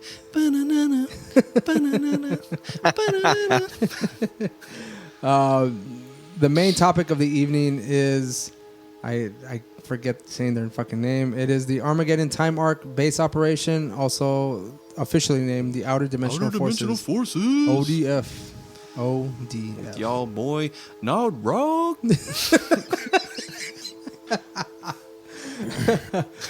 One of those names sounds like a metal band. The other name sounds like it's a friggin', Well, his like a real name Pack- allegedly like Power is Orville Rangers. T. Gordon. And Nordrog is just Gordon. Flip it fucking and spelled reverse backwards. it. Yeah, like Not Missy Elliott. Yep. Like fucking Missy Elliott. That's right. Yeah, there you go. Is it worth it? Let me work.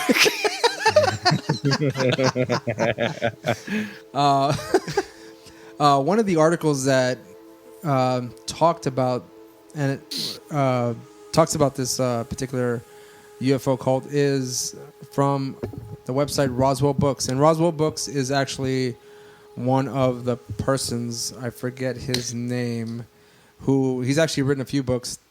He works, I believe, at the Edinburgh Library, and he's the guy that kind of facilitates the Edinburgh UFO Convention.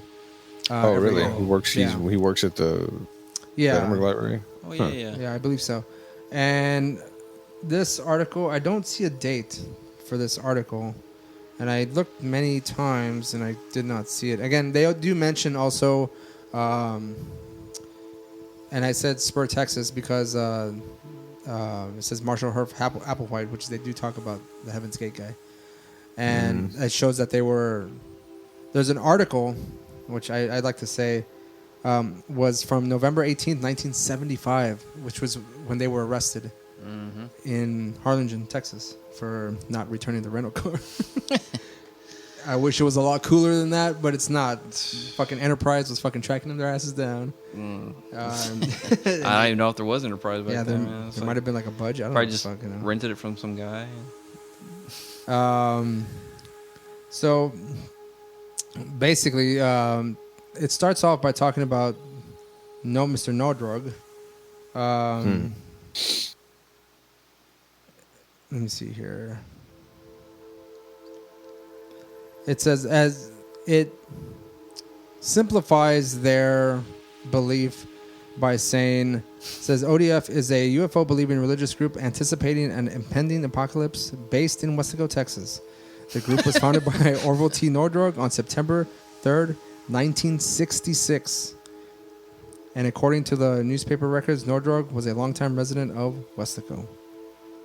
Yeah, but he actually migrated down here. He was from Wisconsin, right? Yeah, the place that is now the quote unquote, as I call it, UFO house, or their base of operations. It was actually originally a sawmill. He was a lumber yard. No, sorry, not sawmill, a lumber yard. That's what he was. That's what he tried to do, and then for tax reasons, they closed it down. You know, it's funny that you mentioned taxes because all throughout their website, there's almost like an emphasis on the fact that... Oh, shit. Some Bill Cooper stuff going on? Or... There was an emphasis on the fact that, like, getting out of this dimension, you don't have to pay taxes and shit like that. Which is funny. Gotta get out of this dimension. But you do have to pay them for a slot on the ride. Yeah, I was say Bill Cooper has like... he should have got with these guys, Do you think that... Well, yeah. Well, it's funny that you say that because Bill Cooper's family had a fucking... residence in South Padre Island. Oh, that's right. Every time. So maybe they could have hooked up. But I'm pretty sure Bill Cooper was fucking kind of a dick. So I mean, like, yeah, he probably would have been like, "Who the fuck are you? And why the fuck are you talking some kind of weird shit?" Yeah. Because UFOs, I'm talking about taxes. He's like, yeah. We're talking about taxes. Getting out of this fifth dimension and getting away from all these taxes. Bill Cooper like say what? He go, did you say the word taxes? Yeah, getting out of here. I don't have to pay taxation is stuff. Tell me more about this thing you got going on, man. Tell me more about this how do I get shit. Yeah, how do I get one of those tickets on the flying saucer? Now we're gonna go through a few little talking points of this group. But I want to say this specifically. We are not making any of this shit up. This is directly from their website. And again, I will link. Are you gonna go into some of? Are you gonna go into some of the? I'm gonna go in some of the shit that they talk about in their. It's a doozy, guys. Yeah. Good luck. A lot of it is incoherent bullshit. About 95%. I don't understand the reasoning for some of their writings, or not to say writings. I'm more concerned with their grammatical. Well, it's got words. I think it's ironic as well, again, in that like their belief system is based in Christianity. Yeah, that's what I was gonna question I was gonna ask earlier, because also what is the whole Heaven's Gate is based. What is it with the UFO cults? It's like you would think aliens, UFOs would be more science based, but they have a lot of they project or put a lot of Christianity in there. Like, what's up with that? Hear me out on this, right? You look at any kind of episode on ancient aliens or like history, like any kind of History Channel shit. The paintings and stuff. Like, there's the old paintings that have like alleged UFOs painted into them. Or if you talk about those prophets who are taken, those prophets who are taken up, Elijah and Moses, they say like they were taken up by UFOs, or like the ascension of Christ. He was being like abducted into a fucking UFO. Did Elijah say, "Beameth me up, Scotty"?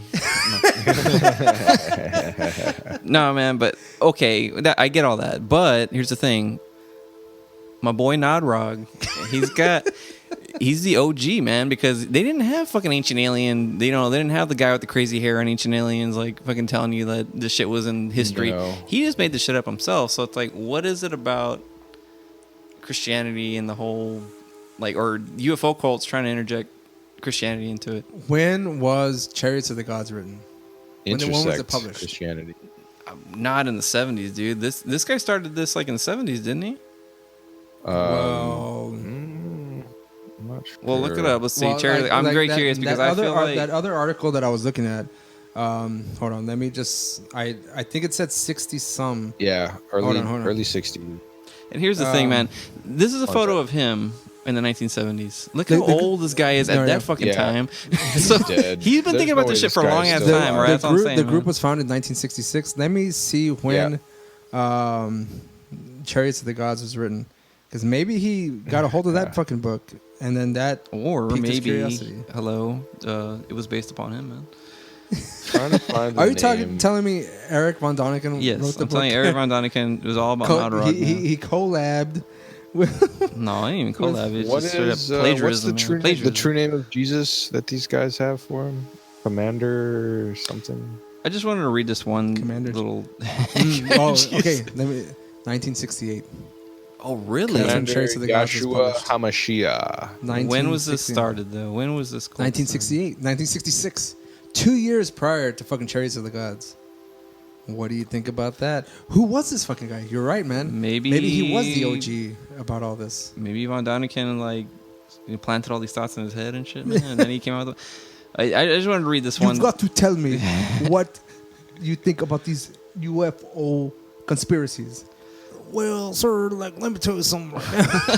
You think that's how he sounds? That's exactly how Nodrog sounds. Like with the fucking dog from the Muppets. I guess you think it sounds like. Let me tell you, man. First of all, fucking goddamn Ralph, aliens. whatever his name is, the dog from the Muppets.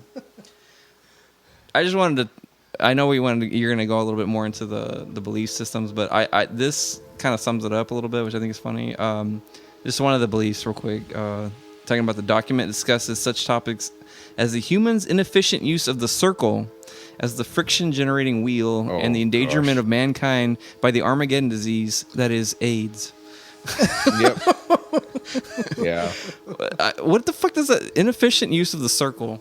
But that's not even a three-dimensional thing. The circle that's what you draw on. You mean a wheel, or I don't know, man, or a sphere of some kind?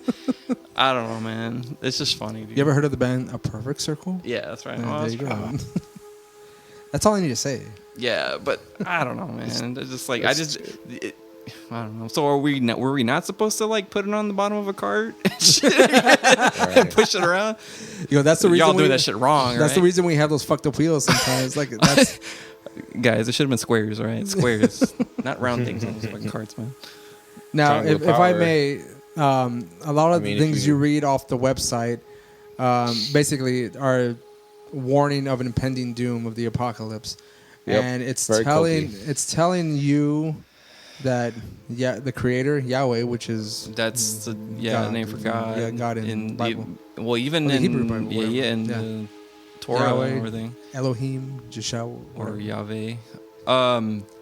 it's telling everyone to get out of America. Yeah. America. That's exactly what they're telling America. people. Because No, it says the whole earth is gonna. no. Well, it says specifically the continent. That's what it says. Yeah. It Well, says it's the all gonna North come- American continent. Yeah, no, but it's saying the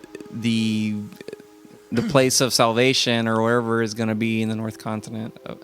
Like I'm assuming they're talking about Right, no, wherever they're. I'm assuming they're talking about. You're both right. Here's the thing: like there are sections of here that say "leave this continent," and there are other sections here that say the great creator Yahweh does not intend to allow humatons to annihilate each other, nor turn time station Earth into an uninhabitable planet. Yeah, so it's the whole planet. But Yeah. here's what's scary to me, guys. I was reading a little bit of, more of it before I came over here.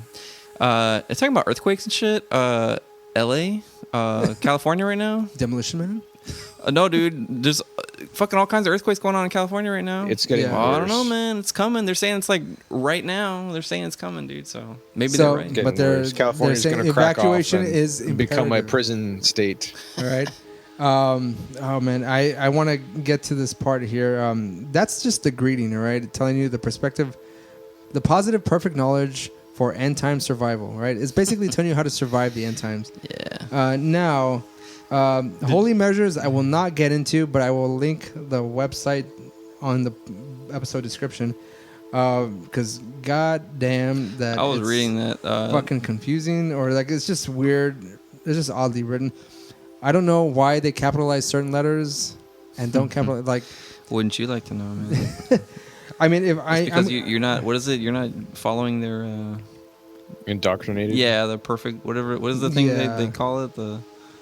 it's I just want to read like the main points on some of these. It says, consider the positive benefits of 5-dimensional technology as taken from his measures for a heaven on earth. Positive survivors will be able to Oh, it was a. use monadic gravity in all transportations, build transportation vehicles with 1,000-year built durability.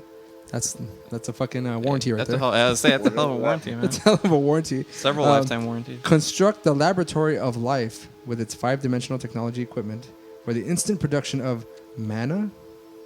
You can make food right then and there. Remove the cause of all humaton caused diseases. I'm assuming AIDS is one of them. AIDS, yeah. Probably it's all AIDS. This Related. is one of my favorites. It says enjoy an end to all wars and 99.9% of all crime. Why point? Okay, so, why like, point what's 1%? Why 0.01%? And what is Crime. exactly like that 0.1%? Yeah, What does that exactly. represent? What does that What mean? kind of crime are we What kind of talking crime are about we talking here? about? Like- I don't know. It says, man. and then construct and install the national total energy grid consisting of safe, no moving parts units. Terminator? That's right. Construct and use. Now this is a fucking called word. Skynet. Timroscopes for communications, replacing the present negative dangerous forms such as telephones, boob tubes, radios, computers, etc. Mankind is guilty of energy abuse in the use of such negative forms of communication. And the last one is operate your time station as heaven on earth rather Yeah, than what is a your time present station? willfully created hell on earth composed of slave masters, bloodsuckers, and bond slaves. What the fuck, man? That right there is just holy measures. Now, as everything you click here, there's so many things here. The outer dimensional forces. It says the outer dimensional forces are the entities that exist in the outer dimensions of existence in the realm of existence between mankind and his creator. Well, Yeah. There's if you go under the options tab, they give you a couple of options. Yeah. No, they fucking do. Okay, there's only 2 survival options remaining at this extreme late date. You go file options. Well, there's the intrepid option, which is like since the beginning of point 1 of Armageddon, you have had the absolute right under universal law to evacuate yourself to a place of safety on another continent. This is still your right. If you are on the North American continent, you must not delay any longer. You must choose a place and go now. Yep. Yeah. Do not wait for signs and wonders. The history book says that day will come like a thief in the night. That is from Revelation. Yeah. Bible. For self-evacuation, you can use any of the current means available that you can afford. You must choose a place and time to go using your own resources.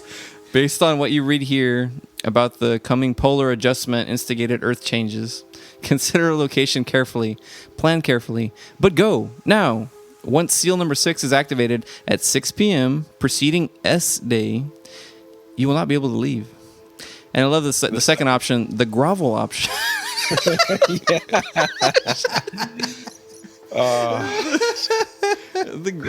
Oh, shit. Ray, you want to read the grovel? Oh, okay, well, hold on. By the way, I guess Jesus is Commander Yamashia? Yeah. Is that? Yeah. That's Time Mark Jesus. Well, Ray, you were talking about Revelations, man. Like that, the day will come like a thief in the night. But I don't remember this in Revelations. Chapter 18, verse 4, and have come out of her. The time has come for you to now gather at the river of Armageddon Valley, number 1. Activate your encampment according to my measurements that I give to my servant. Fill your lamps with oil and prepare to board your service modules. Those are the amended. Yeah, for your survival of the activation of seal number 6. I don't remember that shit in Revelations. These were added later in footnotes. That is a mixture of like their own words and some kind of biblical jargon. It starts off with the revelation. My people who have obeyed Revelation 18:4. Yeah. Okay, it says that have come out of her. That literally is it. Yeah. And then the rest is just like their own fucking interpretation of it. Service module sounds like something like a technician would use like to fix a damn cell phone like tower or some shit. I don't know, man. Service module, man. That's fucking like computer 101 in fucking college. Oh my god. Again, we'd like to say that this is strictly off the website, and you can read this for yourself. We are not making any of this up. Please do. Yeah, please go off and check it. These people are your neighbors. All right. Oh yeah. Yeah. Yeah. I would like to find it. If there's some kind of time when you can see that there was a last login and edit to these things. Because, yeah, I'm kind of curious if there was any edits. Because I mean, this website could be sitting there for years and no one's touched it. Did No Drug write these things? Yeah, I wouldn't be surprised because this thing looks like it was from the late 90s. This website is. I would like to read this last part in the options section of this website. It says, "Act on this as fast as possible. The timetable is overdue. Yeah. So don't hesitate. Act now. Be warned. It will be a complete waste of your time and efforts to act on this option if you have had previous contact with an ATA base, you are a supporting and protecting citizen of the negative birthright empire. Damn, but you are financially dependent on negative birthright empire handouts." Is that welfare? I guess that's welfare. Right? Conservative viewpoints. You have been a resident of area number 6 at any time since December 1968. It says area number 6 is the area encompassed by latitude 29 on the north side, longitude 100 on the west side, latitude 23 on the south, and out to the point of no return in the Atlantic on the east side. Yeah, I was going to tell you that when he's talking about the polar axis earlier, I was reading some weird stuff, man, like talking about how the polar axis is going to change by 6 degrees. And they're talking about something like how it's like the creators like chiropractic or something. Yeah. I gotta read this stuff, man. But here's one thing. Okay, so on the second option, The grovel option. It says, you are now completely on your own to strive for a small measure of positive survival. ATA base now has no more offers for you to reject, no more options for you to turn your back on, and no more extended helping hand for you to bite. If you just can't evacuate the complex, but do still want to act in some way to try for survival through the activation of SEAL number 6, you can do one last thing. You can gather in the lower Rio Grande Valley of deep South Texas, the river of Armageddon Valley number 1. Right next to the Pizza Hut and the Walmart Supercenter. Well, hold on, man. Listen to this. And throw yourself on his mercy. Yes, pick up and move. Get in a better position and be ready. Prove in some small way that you might be worthy of his consideration and mercy. Damn, dude, there's some vindictive shit going on. So, like, reading this, you know what it makes me think of? It makes me think of that scene. Well, that's the grovel option, man. Yeah. It makes you think of the scene in This Is the End or whatever, when James Franco is getting raptured, and he's like, "Fuck yeah, fuck you guys," and then he gets left behind. Yeah, he gets left behind. I mean. He goes, "Fuck you, McBride." Yeah. Also have something here. I guess they also call themselves the Cosmic Core of Engineers at ATA Base. Yep. Damn, dude, I don't know, man. This is some good stuff, though, guys. I would say, I guess, wager say we would strongly suggest you visit this website and check it out. Yeah, it's really interesting. Please read on this because it is interesting. If you think that our emphasis on certain words are just our own doing, like the way they type this stuff out is odd. Yeah, and I'm not too sure. Like even the word "the" is emphasized. It's very capitalized a lot, man. Like I wonder if is he trying to make like emphasis like on it? I don't know. Like he's like the like I don't know. There's a lot of weird words. I feel like you're trying to emphasize. I was thinking in my head that maybe. Like as they're typing it out, like someone had some kind of weird stroke situation, and they hit the caps lock. Maybe, man. They hit shift and hit the T or something. Like, I don't know it reads. A lot of it also reads like an infomercial. Like the ending of the whole options page is act on this as fast as possible. The timetable is overdue, so don't hesitate. Act now. It is kind of like it reads like a damn. I don't know. Someone was like it would be like on a brochure or something that they would stick on your. Someone was typing this late night on channel like 4 or 5, and they saw like the infomercial for the set it and forget it, or the Red Devil fucking cooker. I don't know if anyone remembers this. Is that it was almost like a grill that you could. It was a portable grill that you could take anywhere. You can actually bake a cake on the beach. It's like, you want to bake a cake on the beach? You can do that too. Like. Really? Yeah, man. Or do you want to roast a turkey on the fucking beach? You can do that too. Like, what the fuck? Hey, man. I could see somebody doing that shit, man. Oh, for sure. But going into some, I guess, I would say more serious topics of this, like, cult, if you want to call it that, I guess. I mean, we're going to pretty much say it's cult. They were raided by the ATF? tobacco? No, yeah, the ATF.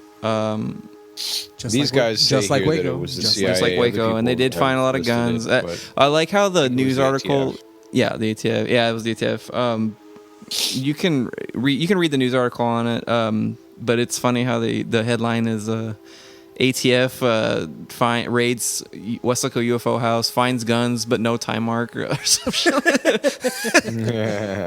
I was like, gee, really? What I read is that initially, like, the reason they purchased the property that they did, which is at the corner again.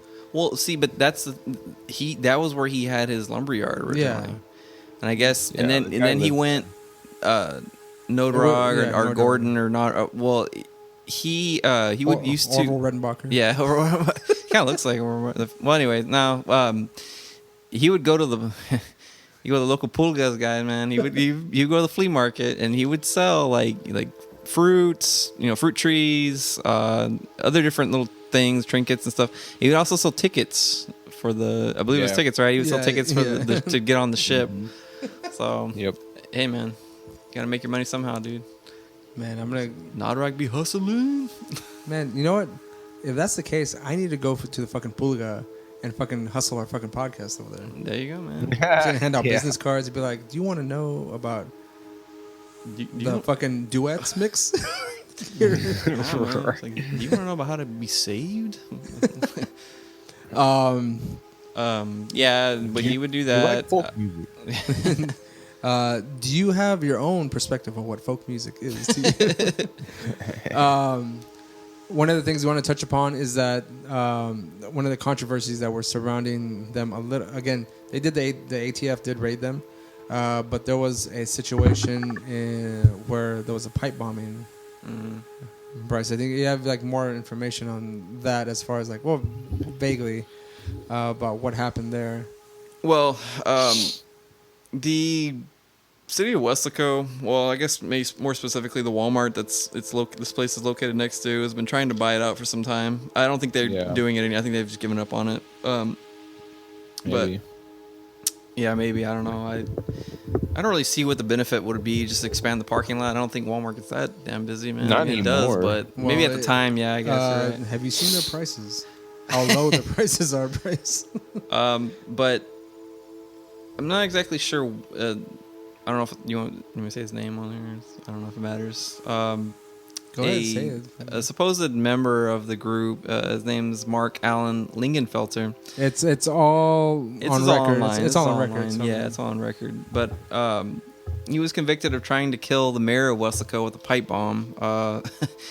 He put it on his car in the because he owned a Sherwin-Williams, the mayor of Weslaco. Yeah.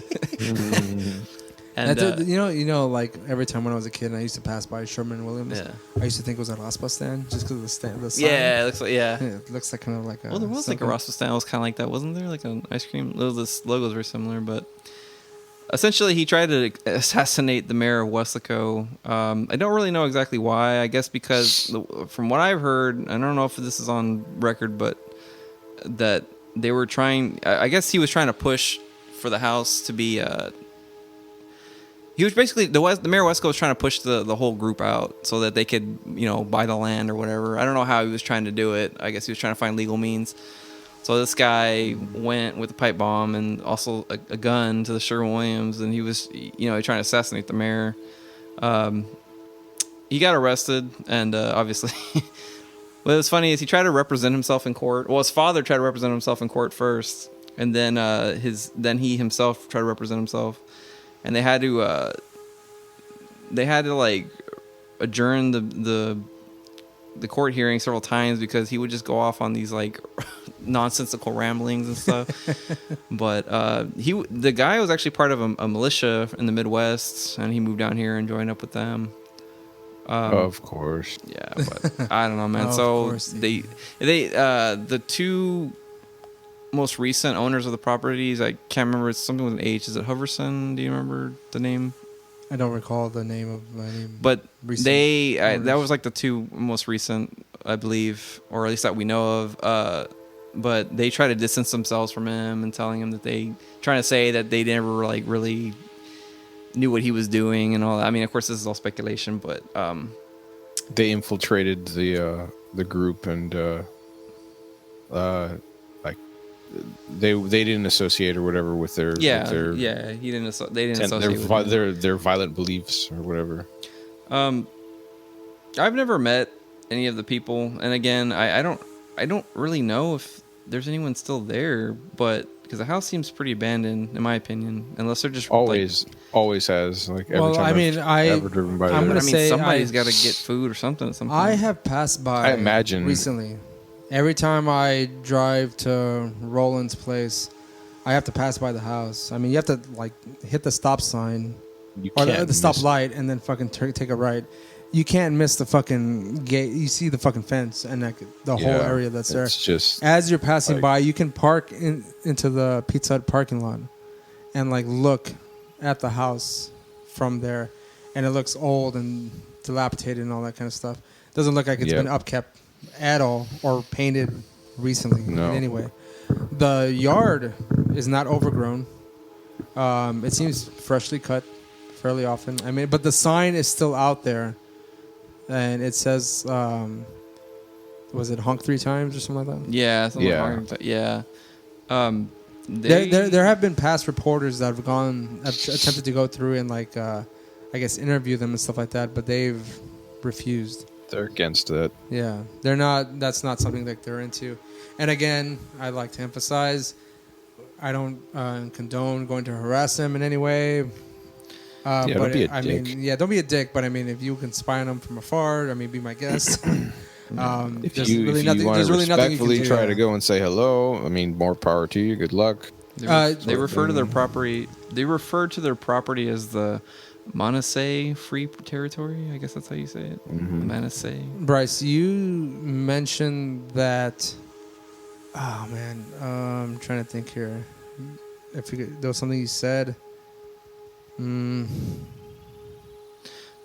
Well, the only thing I was going to say is it was something regarding the property, but I don't know. blanked. Well, I was just gonna say if you go on Google Maps, they actually have a store. Well, that's supposedly, what it was. but I think anyone can maybe like do that, right? Anyone can probably just like claim that something's there. Well, yeah, I guess so. But you said there was like brochures available or something like that. That's what someone Something said to on the that effect. Comments. That yeah, I'll show. I'll look it up right now, man. But like I said, I've never met any of the people there. My grandmother has actually. Well, I mean, you could probably, if we go to the local flea market. Maybe they still go to the flea market. I don't know. Maybe that market. They say I thought what they there say was- is they I thought sell they said that honey. They didn't. But my grandmother had some encounters with them, I guess, if you want to call it that. She said they're real nice people. She said they smelled pretty bad and and they were pretty unclean. But they used to come to the Rio Grande Livestock Show, actually. And the way she tells it is that every year there's a cover girl that they have at the livestock show that they put on like the front of the pamphlets or whatever. Well, they have the pageant on a stage. Well, they actually built the stage for the livestock show. They would come and they would, I guess try to make money there. But that's the only, encounters she would have with them. She didn't really have much to say. She said they're all nice people, but I'm strange. But I don't know. I've always wanted to meet somebody in that house. But again, I don't even know if anyone lives there, man. When we first had the idea for this podcast and which episode would be first, again, there have been many ideas thrown around as far as which episode or which topic we should attack first regarding this podcast. And again, with recent interest in UFOs or disclosure going on with the government and the military and stuff like that, we figured this is local. We might as well just attack this one. Good place to start, is any. Yeah, for sure. Man, I wonder what it would have been like. I literally lost my train of thought because I've been drinking all night. Well, I wonder what it would be like to live, to have been around, well, a lot. Because, I mean, this is before our times, but I wonder what it would have been like to, have lived when the raid went down. Because, I mean, there's not a lot of stuff goes down in the valley, man. And so to have, like, like an actual cult in the valley that got raided by the ATF, that probably would have been like, I'm surprised there's not more news articles on it, I mean, they're not hard to find, but, I'm gonna try. I mean, I'm gonna try I can and only link, assume that it's just because these guys were just like so reclusive. Yeah.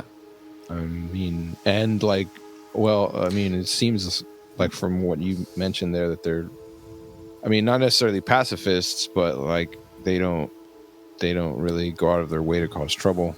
Well, I mean, if they did, what do you think the kind of trouble would come to them? Yeah, man, 'cause I don't know, dude. They don't. I wouldn't know if I'd call them pacifists. Like straight up, like they have a bunch of guns. I'm sure they've got plenty of guns. Well, yeah, but I mean, like they're in a corner of a main part of Weslaco. Mm-hmm. So Yeah. I mean, if they're gonna cause trouble, do you not think people are gonna go and fuck with them? True. Right. I mean, that's the thing. It's best to keep yourself in a quiet and peaceful place as opposed to causing trouble. Because if you decided to cause trouble, especially now with the fucking well, the truth is, height of UFO interest right now with people, I mean, people are gonna go and fucking they'll fucking probably throw eggs at their fucking house or try and climb the fucking fence or some stupid shit like that. Burglarized or some ridiculous shit. Again, don't do that. Yeah. No.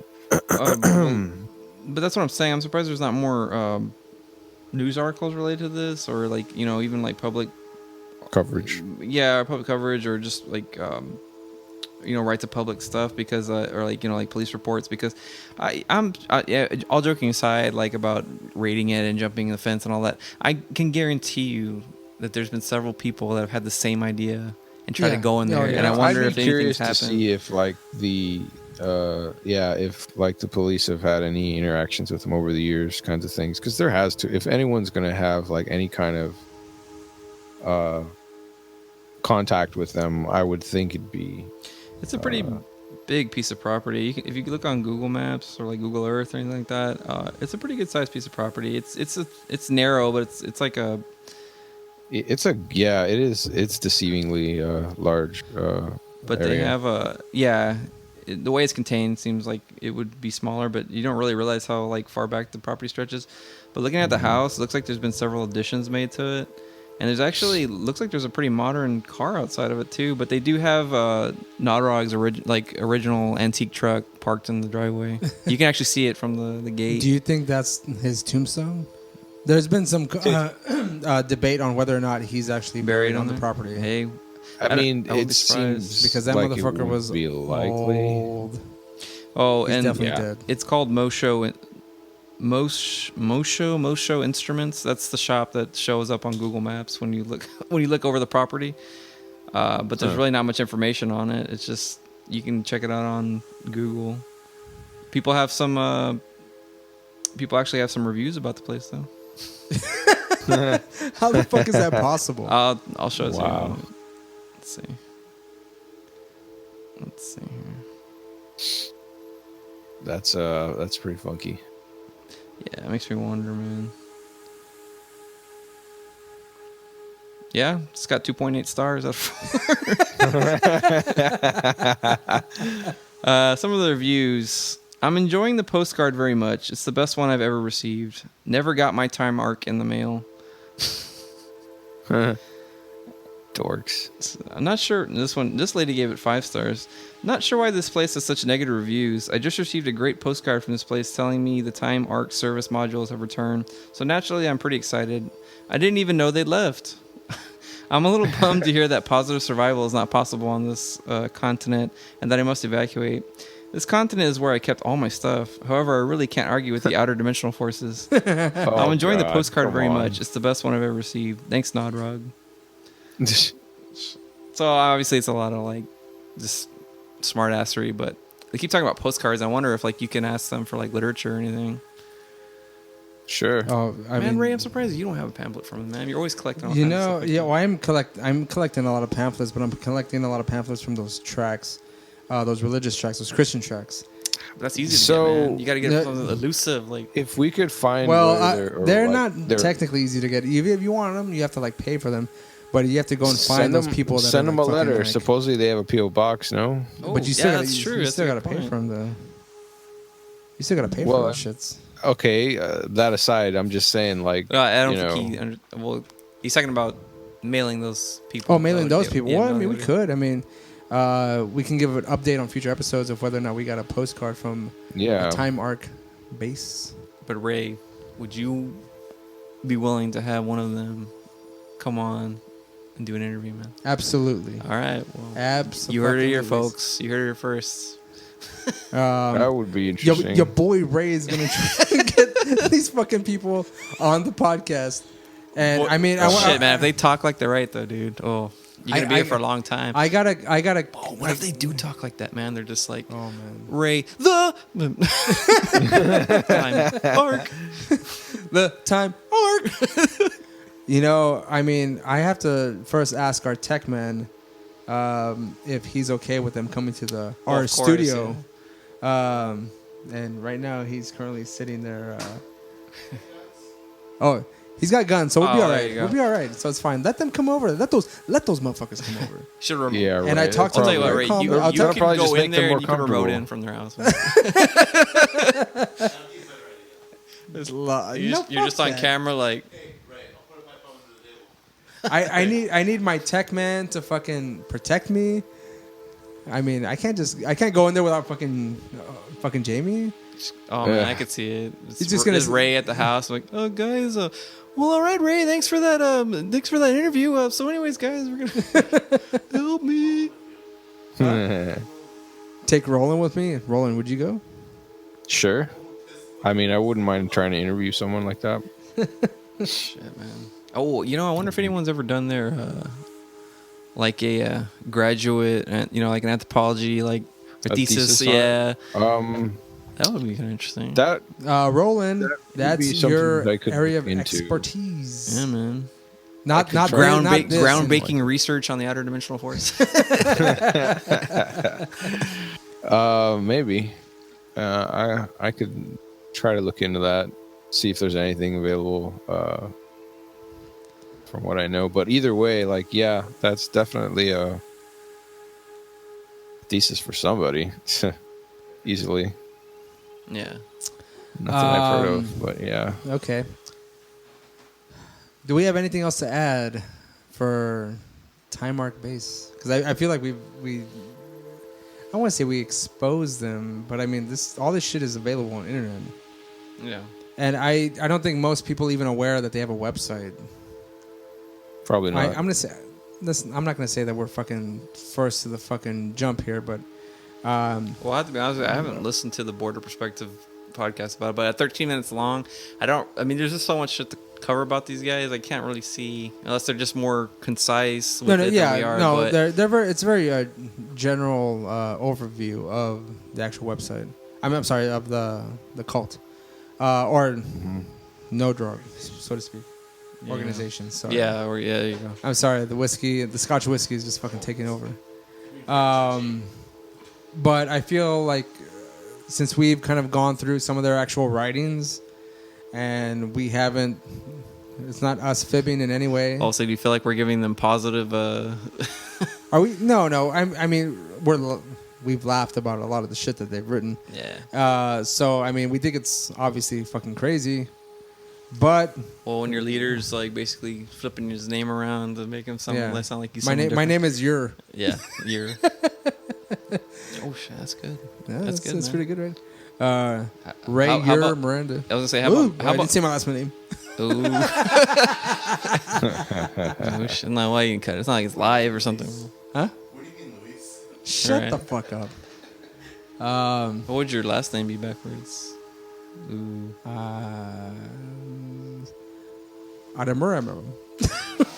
Drink some more of that whiskey, man. Drink some more of that scotch and try it again.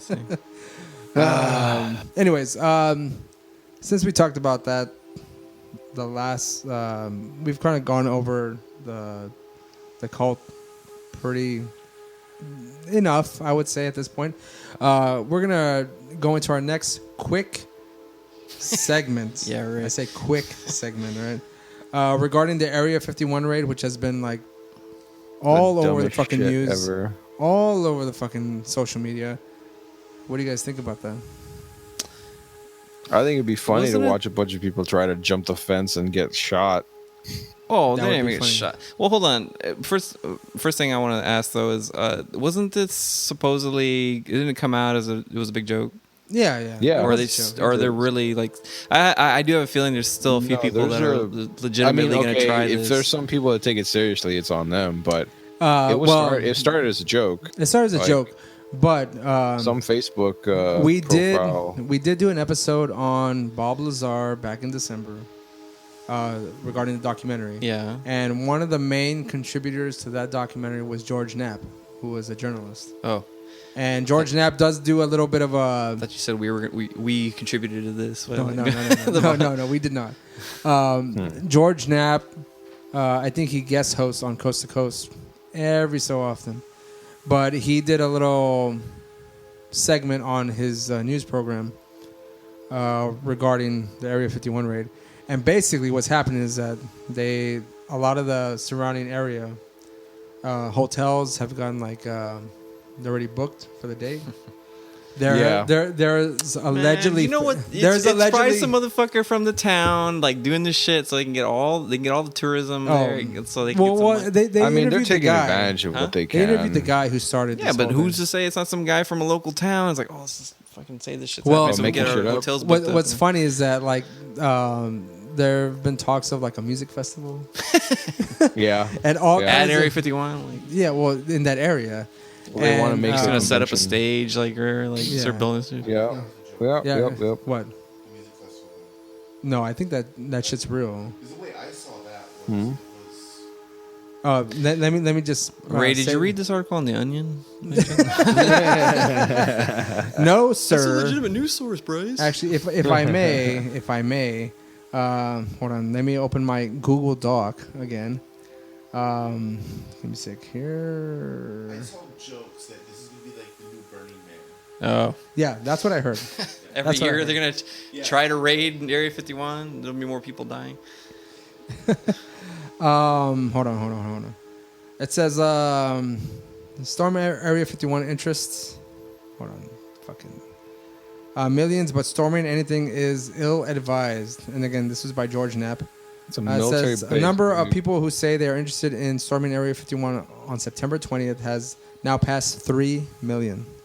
Okay, Nevada's U.S. Senator Jackie Rosen is among those who are asking the public to refrain from crossing the line into the top secret military facility or any military base for that matter, because doing so would be dangerous. Obviously, Can it be called top secret base Well, anymore? this Everyone point- at knows this about point it. You can, right? What they're doing inside is top secret. But my biggest thing, and I know it's a lot of people have talked about it, probably had the same idea, but if you guys do truly believe that there's like alien technology in that place, what the fuck makes you think if you're swarming it with millions of people, what makes you think they're not just gonna bust out some like laser weapon and just like That's start what I'm mowing saying. people down? Like, That's what I'm saying. They're gonna use that alien technology yeah, and fucking mow why people wouldn't they down. just do that shit, man? I don't know, man. This- Or even more realistically, if it is like, let's say it's just top secret military stuff, like military technology. Well, I mean, that was or like the thing that happened in Cuba with, well, of course, originally the sound government they have. supposedly embraced the Area 51's alien bullshit because they were actually hiding government planes or not planes, but like top secret weapons and shit. There was it like the SR-80 88 or something like that, the Blackbird. The Blackbird, yeah. But I mean, hell, they could even just use like the whole sound weapon thing that's going on right now. You know, that attack that happened in Cuba. Yeah, They could right. do that on them. You know, just Maybe. You know, Ray, they could do the whole brown note thing.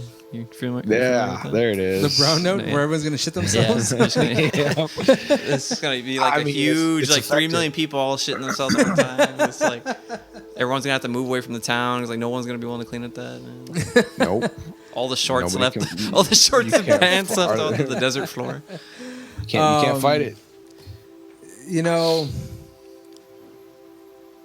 well, I'm going to say that we'll keep on, every time we do this episode, we'll constantly keep updated on what's going on with that September 20th At Area Damn, 51. Ray, that Area 51 whiskey raid. hitting you, man, or what? Huh? That whiskey hitting you, Ray? Or Oh, what? it's hitting me pretty Now I fucking know because you got your hair. You messed up your hair a little bit. Your hair's never messed up. Man.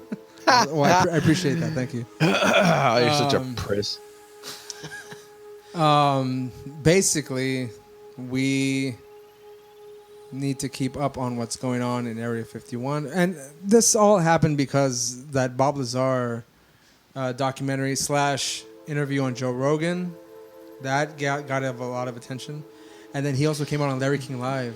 Yeah, but Ray, if you know about Bob Lazar, he gets pretty mad when you say he worked at Area 51 because he did not work at Area 51. I'm sorry, he worked at fucking, was it, It's Area 51 adjacent, right, man? yeah.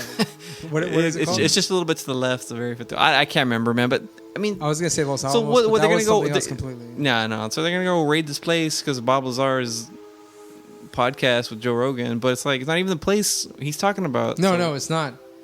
But Groom Lake. is there? Huh? Groom Lake.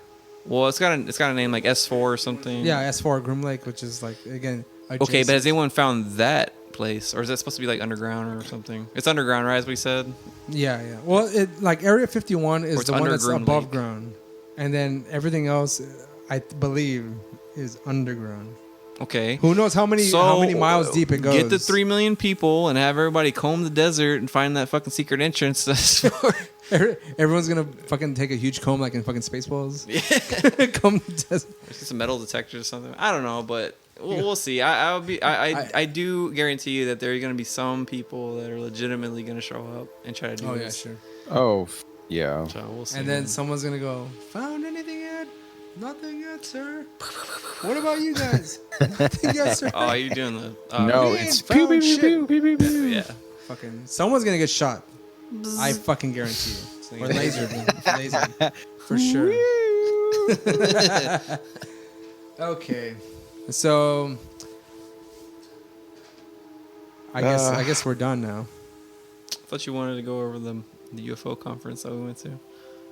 Oh man, that was when the episode was supposed to be in April. Oh, okay. I don't know. For some reason, I thought I saw it on there, but on the No, it wasn't on. docket. No, it was. That was initially an April release of this episode. Again, whoever's listening, these episodes of Valley Strange, again, initially it was called Creepy RGV. Right. They have been a long time coming. We've talked about it for months since the first episode that we dropped, which was Fat Food for Fat People. Long before that, this was the initial setup, but me, being me, was very nervous about bringing this episode out because this is more of a topic that is near and dear to my heart, and I don't want to seem like I'm obsessed, but I have a huge interest. Don't want to be boring either. Don't want to be boring either. Ray's going to be turning into Mel Gibson from Conspiracy Theory. I'll be driving a cab, fucking That's screaming right. at people and shit. Yeah, his eyes duct tape open and shit. I'm gonna be honest with you. When I read the biography of Bill Cooper, which was Pale Horse Rider, I got more inspired to fucking really push these episodes out. And again, the topic for the first episode has constantly changed over the past, since November to right now. Almost, I think our topic for the first episode was different last month than it came in the first couple weeks. So, yeah. And this was supposed to be a 30-minute episode. Yeah. They never are, man. Yeah, they never are. No, never. Yeah. They always turn out to be a lot longer than we You got a anticipated. shit ton of editing to do. That's all I can say, man. Or you should keep it on there just straight. Well, that goes on Patreon. Huh? Put in your name. Oh, yeah, you do gotta You know, edit that. I'm going to keep my name on there. I'm fucking proud of that shit. Next day in the monitor. Local man, Ray Miranda. Crazy UFO. Can you just imagine my face on... Yeah, right. On Dead in Weslaco. Yeah. Oh shit! That's right. I didn't even think about that. Now they have your name, man. Impaled on the fucking front entrance fence of the Time Fucking Mark Ray's base. head. Fucking shit down my pants. Yeah. Well, they're gonna have you in Nodrog's truck, man. Fucking holding the wheel and shit. Their arm out the side. And shit. So I do appreciate anyone listening. There should be more episodes to come.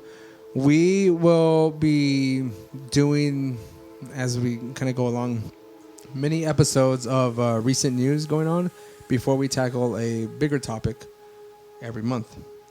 So I would say keep an ear out, keep an eye out on the social medias. Follow us on the Twitters, on Facebook and Instagram. You can follow us on Patreon, which we will get unedited episodes of this show, as well as every other episode that we do, Anatomy Mixtape, Fat Food for Fat People, and CineQuest Video. Stay tuned for the rest of the month regarding any of those. And this was a lot longer than I anticipated, so my name is Ray. Bryce. And it's Roland. Roland, that's right. Sounding sleepy as ever. Very calm, if I may. Sober is the word. The only person not sober here is me. The only person not sober? Is that what you said? The only person not sober. I've been enjoying this rare J&B blended Scotch whiskey. Save some for me. Go fuck yourself. He's already 3/4 of the way to the bottle, so.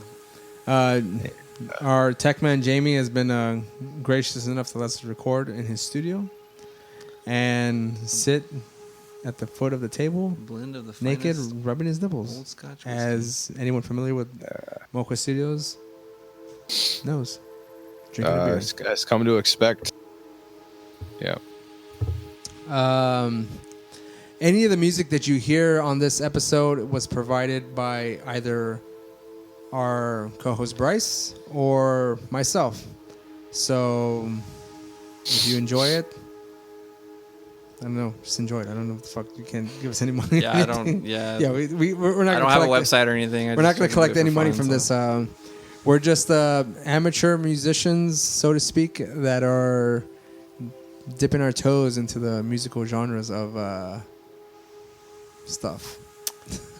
If y'all want to shoot an email to me or something, I can make one. I can make an intro song for you or something. Maybe. Yeah, if you like it, I mean, you can send Bryce an email and you can pay him. Ideally, that would be pretty nice. Ideally, you want to pay him for some kind of like musical endeavor that he provides for you. So I hope you enjoyed this episode. This is our inaugural episode of Valley Strange. So enjoy the strange, I guess. Yeah. Later. See ya. Blue midgets come into my house. Hey, it's ridiculous. The guy who had some kind of a rectal probe. Ridiculous. Ridiculous. Ridiculous.